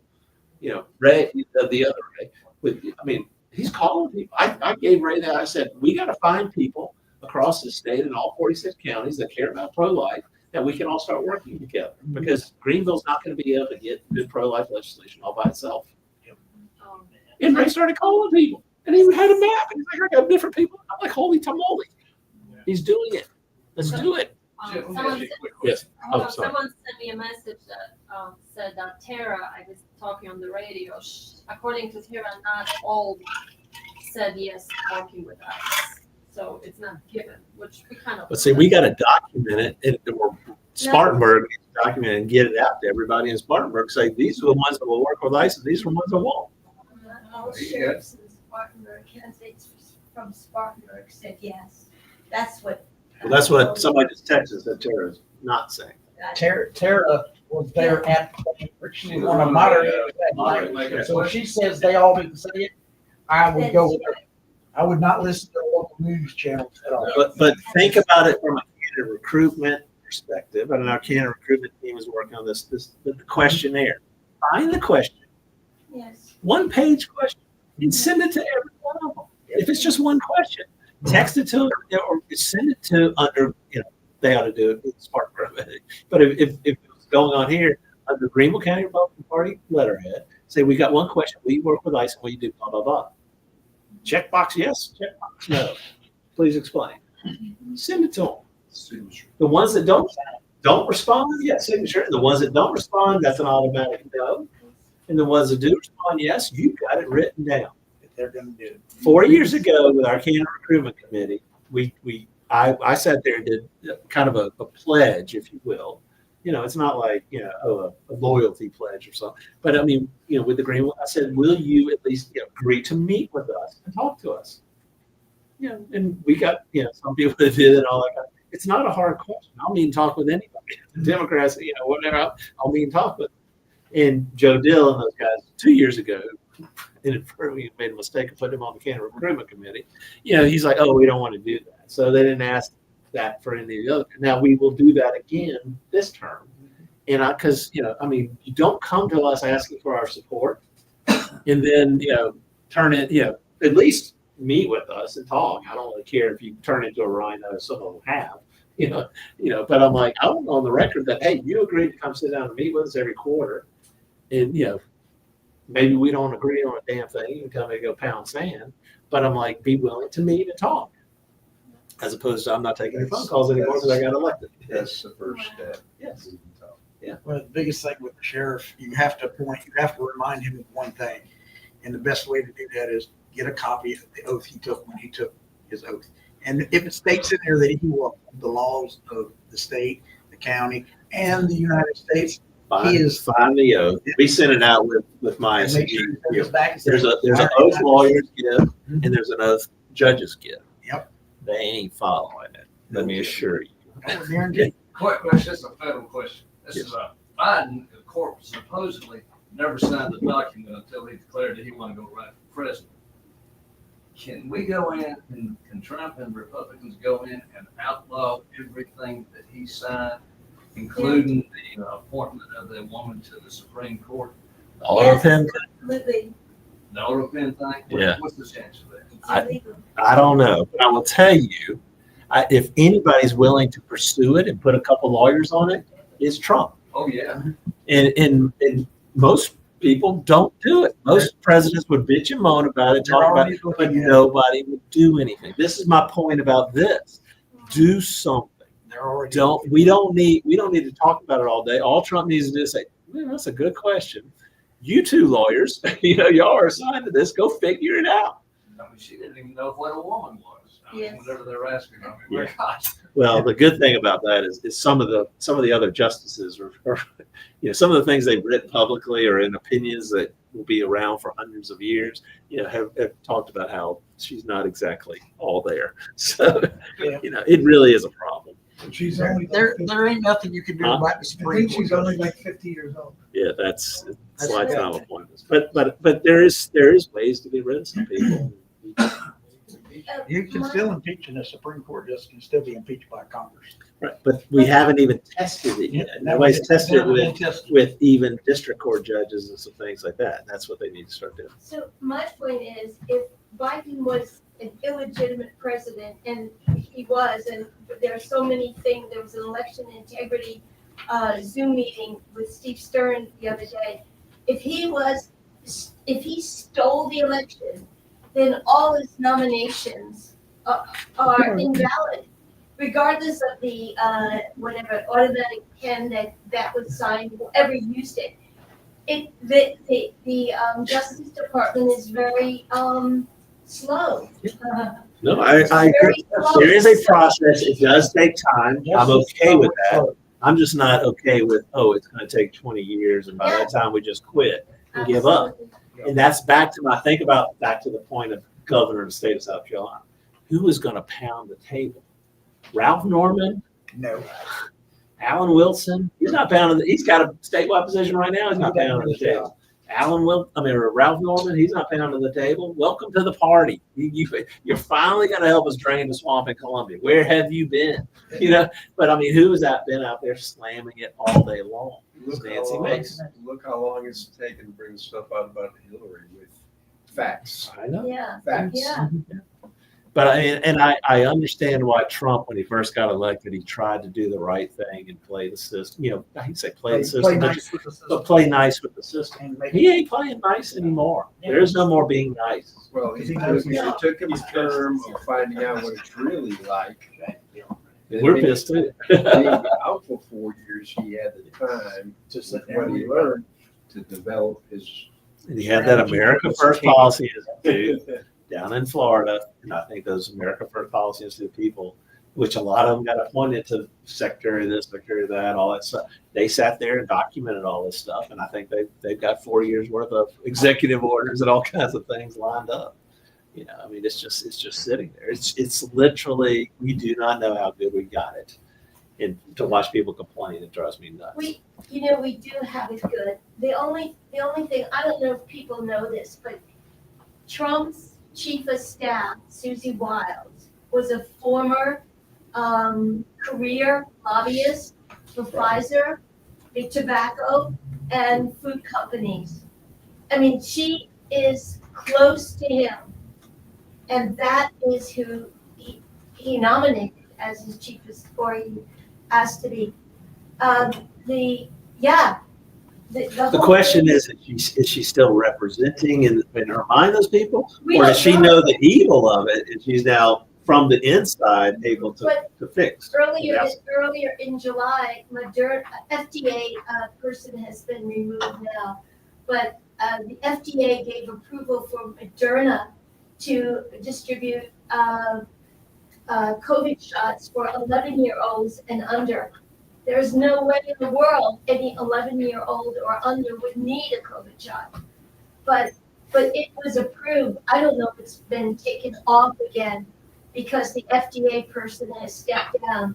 But The person that happened right before the Trump took office, that was still under Biden's administration. no. It just happened in July 12th, I think, that FDA gave Moderna approval for their COVID shots to be distributed to children 11 and under. I mean, I don't know because I don't know the fact, and that's part of the things that if we want to report them out, we got to have the actual facts. We got to say it. Then you got to figure out what's really behind it. Is it something an underling is doing that, you know, even if it's the head of that, whatever, is it something that slipped through that they didn't know and they can go back and fix? I don't think Trump is wanting to vaccinate, maybe he is, I don't know, vaccinate 11-year-olds. I don't know. I don't know. But he does have some issues from the leftover. Can I do a quick local? Yes, please. Back, I did have you a long time. Me too. When I was a newspaper reporter, I was assigned to like 3 or 4 towns, municipal boards, school boards, and all this other kind of stuff. And I was going to the town councils, and the mummy routine was going on. Issue would come up, everybody would go, like that, you know, people would be arguing things. We just had a newsletter thing, and it took a little bit of effort. But I found out that the council people were meeting in someone's home 2 days before the meeting, settling all the issues, all the debate, so that all they had to do was show up at the sessions and just raise their. And I think that's a violation of freedom of Oh, it information. was, You can't have a meeting. I was like 21 years old and had half the towns in uproar, but it happened. I mean, it was just, votes and debates being conducted prior to the official meeting. And the official meeting was like perfunctory. And do we not think that's going on today? So that's why I raised the, Yeah. you know, at least they should put a show on. And yeah, they should. And a lot of the complaining that they talked about in DC is that, it's just the majority leader, the minority leader coming together and making all the decisions on budget and all that kind of stuff. Maybe that's to get around the, we got a meeting before the meeting type stuff. But it goes on. I think They it goes on violated all the over the public place. records and freedom, and they would just go, oh no, we had coffee. No, can't do that. Still smoke, chill, backward. Yes. Change. No, I don't think anything's changed. That's human nature doesn't change. They find a way or try to find a way. They're willing to break the law and and they plead ignorance to the law. That's why you get them on the record. Are you aware that you cannot have meetings before the meetings and this violates FOIA? You get them on the record for that, and then you find out they're doing it. So you knew you were violating the law. And I have access to publish it, so. Yeah. You know. Yes, but I mean, you had access to be able to get it out and communicate it, as opposed to only him knowing about it or suspecting it. Our issue is we've got to communicate it globally or around the state, is what I'm saying. And how does that happen when we don't control the mainstream media? We don't control this. We can do an online thing. We can do a newspaper. We can do call banking. We can do texting. We can go into your neighborhoods and knock on doors and do literature drops. That's what I mean. People that are nervous about knocking on a door and talking, or just, some people don't want, we get people knocking on our door trying to sell us, roofing or something. I don't know what it is. But, I really don't want to go answer the door. But I'm like, if somebody was a Republican in my precinct, and this is what we did, and dropped something, did a literature drop, just put it on the door handle, and it's got a newspaper, and we've talked about it because y'all wanted to do it in different, it's got an application, or he's an application, but a form to fill out to become a paid member of the Greenville GOP. Right. And I've been kind of preoccupied, but I mean, that's what we want to do. And what we have done, is we're going to do a membership drive let's get X number of paid members for the Greenville County GOP. Let's try to find them as Trump supporters. That's the people we're looking for. But go out, and if we have 5,000 of them, there's no stopping what we can do. And it's not necessarily money side of it. These are the people that are interested and care and are willing to sign up. Yes, they may not be able to come to every meeting and stuff, and we can get them on our email list where they can get the little newspaper. It's old school. We got to do the new school stuff too, the online and the digital stuff. But you got to do that because Republicans are older. It's fantastic. We distributed a pile of It is the best thing going, and you will not believe the fight I had with the communication person that did not want to do a newspaper and actually sabotage the newspaper for us and all this kind of stuff. And I'm like, everybody I'm talking to loves this, and this is what we're doing, and they're saying no. And I'm like, okay, I'm going to show you what no means. It's a long story. We don't need to get into it because they don't want to be in a published record. That's why they don't. I don't know what the deal is. I'm like, I'm talking to people all over the place, and I'm hearing people that go and distribute it in their neighborhood. Since we are close, can we talk about 2 events? Sure. One, would you like to, I just confirmed, I'm gonna put it on the Do screen. we get Whit Hampton yet? Is Terry back from Whit Hampton? We're gonna- All right. So what events? The library, The library. see you at the library. I don't know the date. It's, Y'all remember the past 2 years we've done this, we'll see at the library. And it was started by Kirk Cameron, and I think he's now doing it in conjunction with the Trump administration or something like that. But it was to push back and battle back against, drag the story hour. Yeah. I mean, it's like, you gotta be kidding me. So we're doing Saturday, August 16th okay. at downtown library. So we're gonna do one location and try to get everybody to come to that one location. We're gonna do it Saturday morning. Put it on the screen, did I? Can you see it? Okay. Right here. Okay. Okay. So basically, it's a story time for kids, but it's the Kirk Cameron company, or Speak loud. he created this initiative, See You at the Library, and patrons across the whole country do story hours at the same day, maybe different times. And Kirk Cameron provides books, so they send us books, and we look for volunteers to basically come and read books.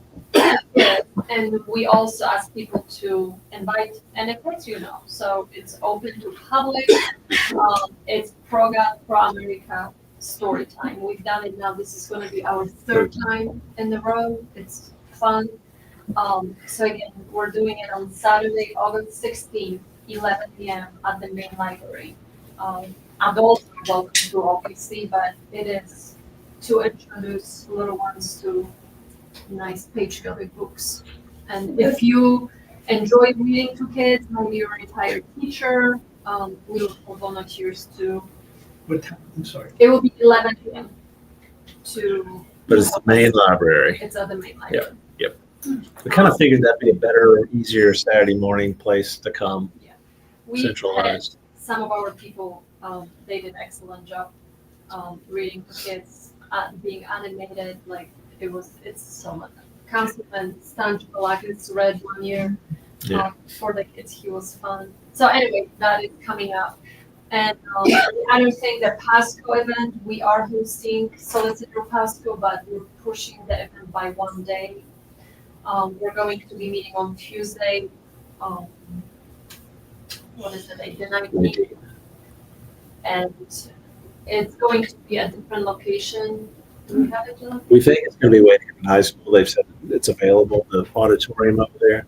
So that's our plan. Instead of doing it at the library, they didn't have the size availability for us on Tuesday. So we're going to do it at Wade Hampton. They got a new principal over at Wade Hampton. He seems very cooperative in helping us. So 17th or 18th? it'll be the 19th, Tuesday the 19th. And I think it's going to be really good because he's updating his presentation. The presentation will start at 6:30. We will open the doors at 6. Yeah. I think we're getting it from 5:30 to 9:30. And I think it'll be good. So, I mean, it's, his stuff he names names. I mean, he actually calls people out and says, it's kind of what I'm talking about with this type of stuff. This is a picture of such and such. Here's the video of such and such doing something such and such. And here's the outcome. This is a very short, and he does it, with 15 different things, and it's like, are you kidding me that such and such did these things? And it's like, you think it was bad at the delegation meeting. Wait till you see, where they're joking, joking about using the state airplane and all that kind of stuff, and, making, appropriations to, such and such, associates, nonprofit and all that kind of stuff. It's much worse than I think we actually realize, but some people get elected to go along and participate in that stuff. Some people get elected to stop it. And that's what, David Pasco's whole thing about. And it's not like he's just saying that Johnny come lately like Ralph Norman, oh, I want to clean up Columbia. This guy's been doing it. He's literally prosecuted and gotten X number of 7 or 8 people kicked out of office. And the only reason he stopped is because, the state Supreme Court told him to stop. And they did it because that Alan Wilson was trying to stop it, and the governor was trying to stop it too. Because it was, mainly getting Republicans. We're a Republican state. Who do you think's doing most of the corruption? It's probably mainly Republicans. So I have that's the other events here at the library up on the screen. Yeah, so I think that's going to be fantastic. But I'm like, it to me, it's documenting and it's showing it and letting people know what it is, and it's short sound bites, willing to go into the deeper stuff, but we got to get the short sound bites so people understand it. And I don't have a buddy of mine texting me saying, oh, I hope y'all are supporting Alan Wilson. I'm like, let me show you a couple reasons why not to support Alan Wilson. I just had a thought. Maybe Ralph Norman's running for governor because he's been such a thorn in Trump's side. He said, you need to leave. We're not supporting you anymore. Yeah, I mean, the thing is, he has no thorn. He always ends up voting the right way in the end. Yeah, but he's like, time and effort. Right. It's too much. It's like, you can, whatever with Timmons or Joe Wilson, all the other ones. But, you don't have to go track them down to make sure they're going to vote the right way. I mean, we have to look at it here with us. We got 151 precincts. We got 150 some 51 ECs. We're going to have a meeting. There'll be 100 ECs there. I mean, I got some that are going to vote the right way and understand it. I got some that want attention.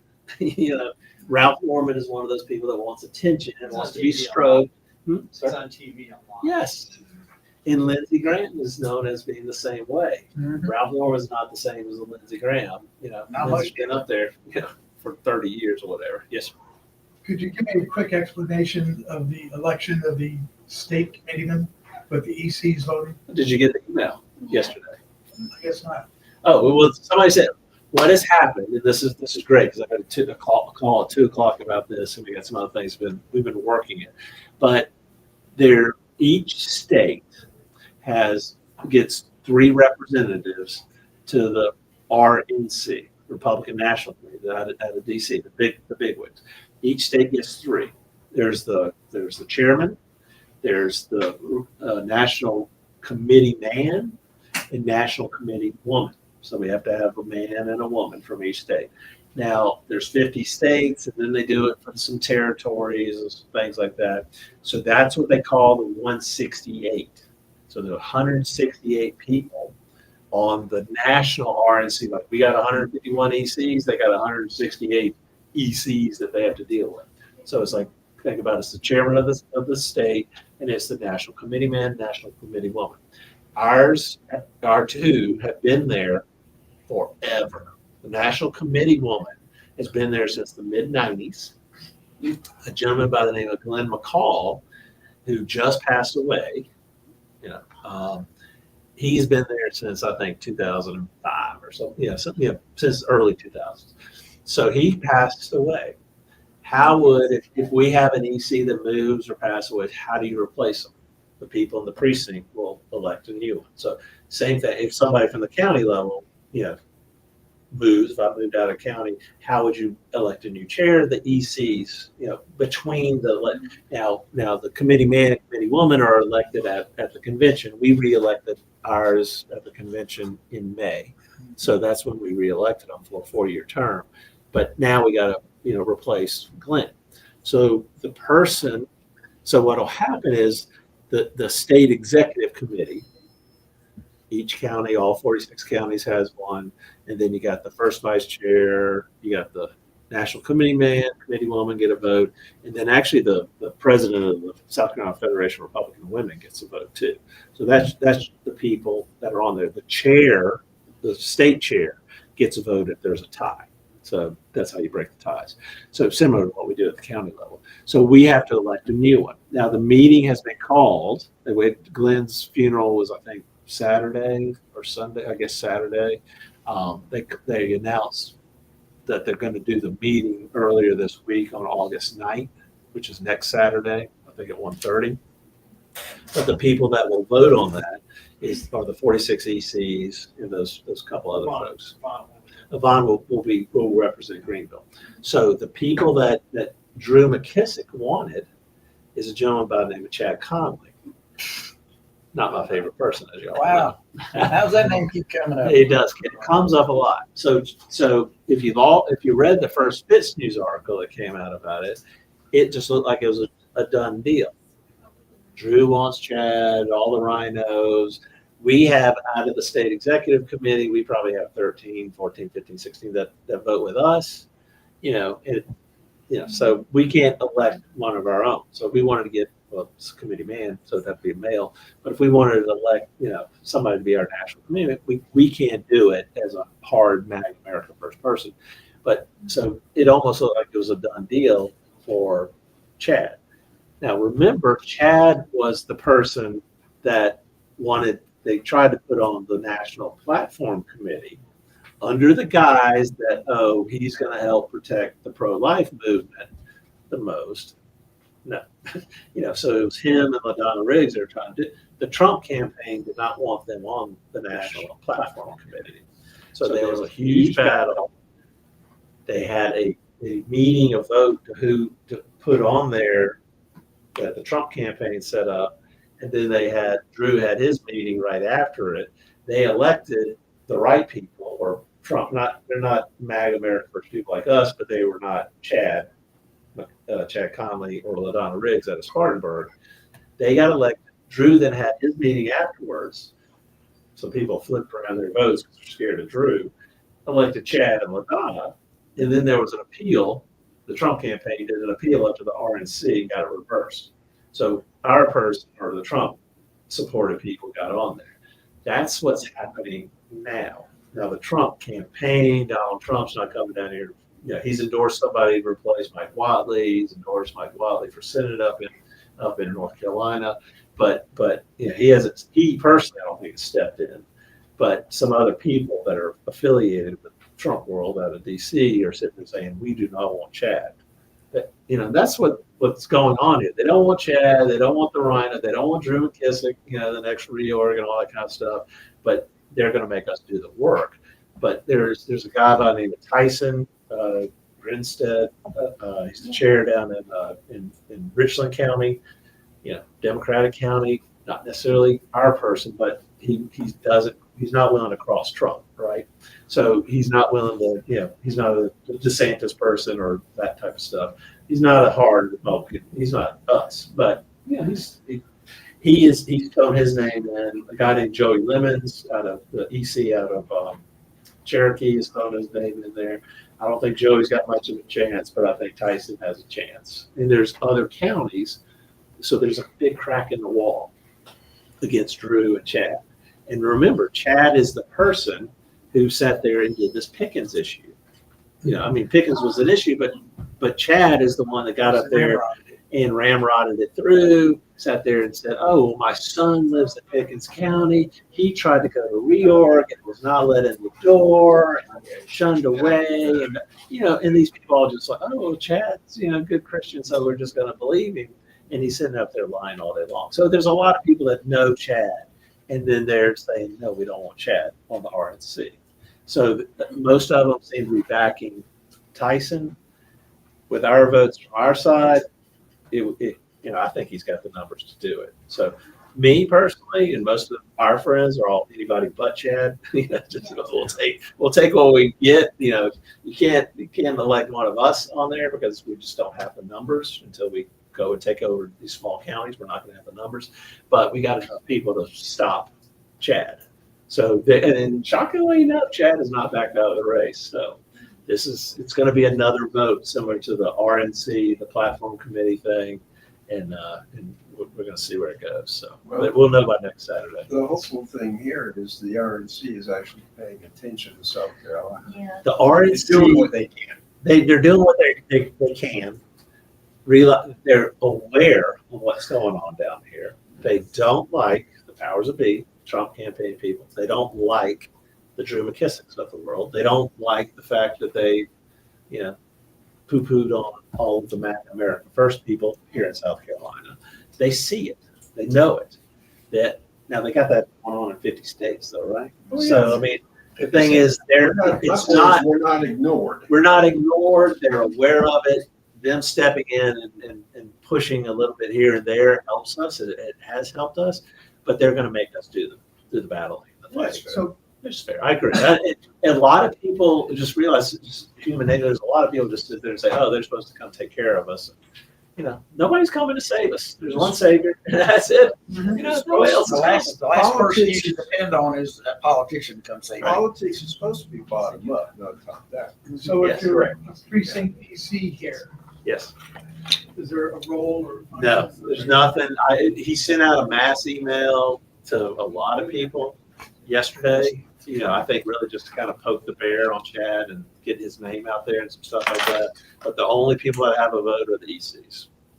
State ECs. State ECs, yes. Yvonne has a vote for Greenville. Okay. Becky McLaughlin has the vote for Spartanburg.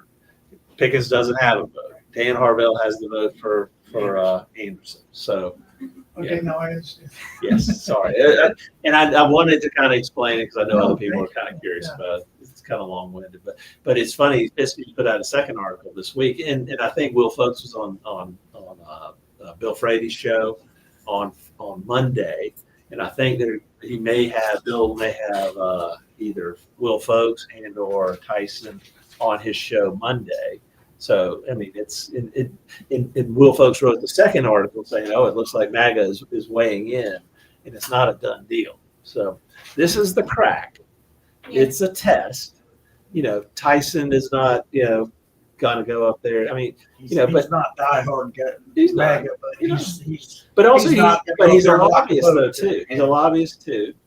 So for the energy, solar energy, whatever, he's actually promotes Duke Power a lot. I'm like, I got to check into all that kind of stuff.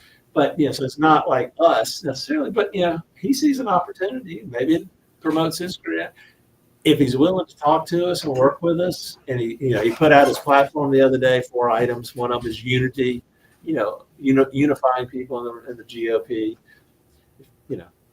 Drew's not Chad's Grinstead. I can. Greenville. Yeah, I don't. GRINSTEAD, I think. Tyson, TYSON. He's a chair of Richland County. So, but I mean, Drew McKissick is from Richland County. I mean, he's an ally of Drew's in that sense. But Drew is after he said, he wants Chad, and Tyson said, well, I'm gonna throw my name in it. So I mean, it's a good opportunity for us. I will tell you that Chad has been calling people, even our people, and sitting there saying the days of Jeff Davis are over, and I'm like, Jeff Davis is not even involved in this. I don't have a vote. I mean, obviously, What's Chad? Conley, Chad Conley. Chad Conley. Yes. And what did they say? And then Drew has been telling people, don't vote for Tyson, because that will be a win for mySCGOP. I'm like, we are living rent free in his head. That's why I shared on the Signal chat, because on the 18th, while we had to move the Pasco event, it's because Sherry Biggs announced that's going to be the date of her barbecue. And that's a continuation of what Jeff Duncan was doing with his barbecue every year. There's 2,000 people there. Mm-hmm. Now, Duncan didn't have it last August because he wasn't running for re-election, and who's going to host it, because you don't know who the next congressperson was going to be. Sherry Biggs, Congresswoman Biggs, has picked it up this year. And but 2 years ago, Drew McKissick was on the stage speaking whatever, and he was the one that was introducing Jeff Duncan. He called Jeff Duncan up to the stage, and it's in the state newspaper. I forgot about it. I haven't seen the video. We weren't there, but my phone lit up right after this happened. Drew calling Jeff Duncan up to the stage referred to him as Jeff Davis. My phone lit up there. The people were like, you would not believe what Drew McKissick just did. So it's kind of funny. And then I think it's Jim Bustos put it in the newspaper, the state newspaper. So I screenshotted that and put it on Signal. That's in his head. But it's not. It's free us. space. It's us. It's the MAGA America First movement. I mean, it's like in the stock market, financial industry, where they say don't fight the tape, don't swim upstream, all that kind of stuff. Drew McKissick and Chad and all those guys are fighting the tape. They're swimming upstream. They're fighting. The momentum is all behind us, right? Drew and Chad and those guys did not want Donald Trump being reelected. They would have been extremely happy if Nikki Haley had been the president of the United States, or even just another 4 years of Biden. They probably would have been happy with that because it's status quo. Trump is up there shaking the everything, and he does put his finger on the scale sometimes with stuff. And it's not that he stepped into it as much, but I certainly have seen his campaign people associated with the Trump campaign folks putting their finger on the scale, because they know what Chad did from a grassroots on the ground perspective during the presidential preference primary. They're like, Chad can sit there and say, I don't endorse anybody. But you watch what they do, and they're out. He might not say he's endorsing DeSantis, but his best buddy, his BFF, Andy Page, was running the pack here in the state of South Carolina for DeSantis, and Chad's son worked for the DeSantis pack too. Where do you think his loyalties lie? Where do you think Chad Conley, who's working? He wasn't working for the Trump people, and the Trump people were battling it because Chad was putting together meetings with faith-based leaders and kind of skewing it one side or the other. And this is what's shocking to me, and we'll end on this, but it's shocking to me about Ralph Norman sitting there saying, and to watch the Post and Courier make comments to him about him being the MAGA candidate, running for governor, when, literally he endorsed Nikki Haley and he said, we need new leadership at the top. He opposed Donald Trump. And I don't think, the America First MAGA Trump world in the state of South Carolina is going to forgive him for that. So, but you see all the people that have jumped on and are endorsing and supporting him. Well, Nikki Haley endorsed him. Jim DeMint. Oh, yeah. And he's touting it. I'm like, you're touting. I mean, granted, it was 40-60 in the presidential preference primary. He's appealing to the Nikki people. He's literally doing it. And it's Jim Pitt, and it's a whole bunch of the Freedom Caucus people. Adam Morgan included. I mean, they're not Trump people. And that's why, you know, a couple of them say they're Trump people, but I'm like, you know, and they just all going along as a unit, which is, I get it. It's good for them. But I'm like, but the Freedom Caucus national people and the local people are not Trump supporters. They're really not. Yeah. And it's been great. So, all right. It's been fun. Another Friday. Everybody pick a project because we got to get people doing projects and doing things. And I'll get with you because I know you did all this reporting. You're probably good at reading stuff and all that. We'll talk in the next week or two. But I want to get your help on the communication stuff. I have a funny IRS story. Yes. Oh, good. I worked for the Syracuse newspapers, Yes. but I also did a bunch of freelance, Right. which meant separate checks and stuff like that. Okay. I was meticulous. Get it in there. Yeah. You get a letter, they want to do an audit. Okay. I'm saying, okay, but my family's in Massachusetts, I'm in Syracuse. They want to do the audit the day before the Christmas break. Oh, you're kidding. Okay. That's what I, Yes. so I'm reading the thing and I call them up, I say, I can't do it. Well, you can't, you have to be there. I said, okay. So I went to the back of the form, the Right. little tiny print, which says that any meetings have to be mutually agreeable. So, They all mislead. Yes. so I just disregarded it. Yes. Went on vacation, came back, called them up, and said, they tried to have me meeting on the 12th of the month. I said I couldn't make it, so I did. Well, you can't do that.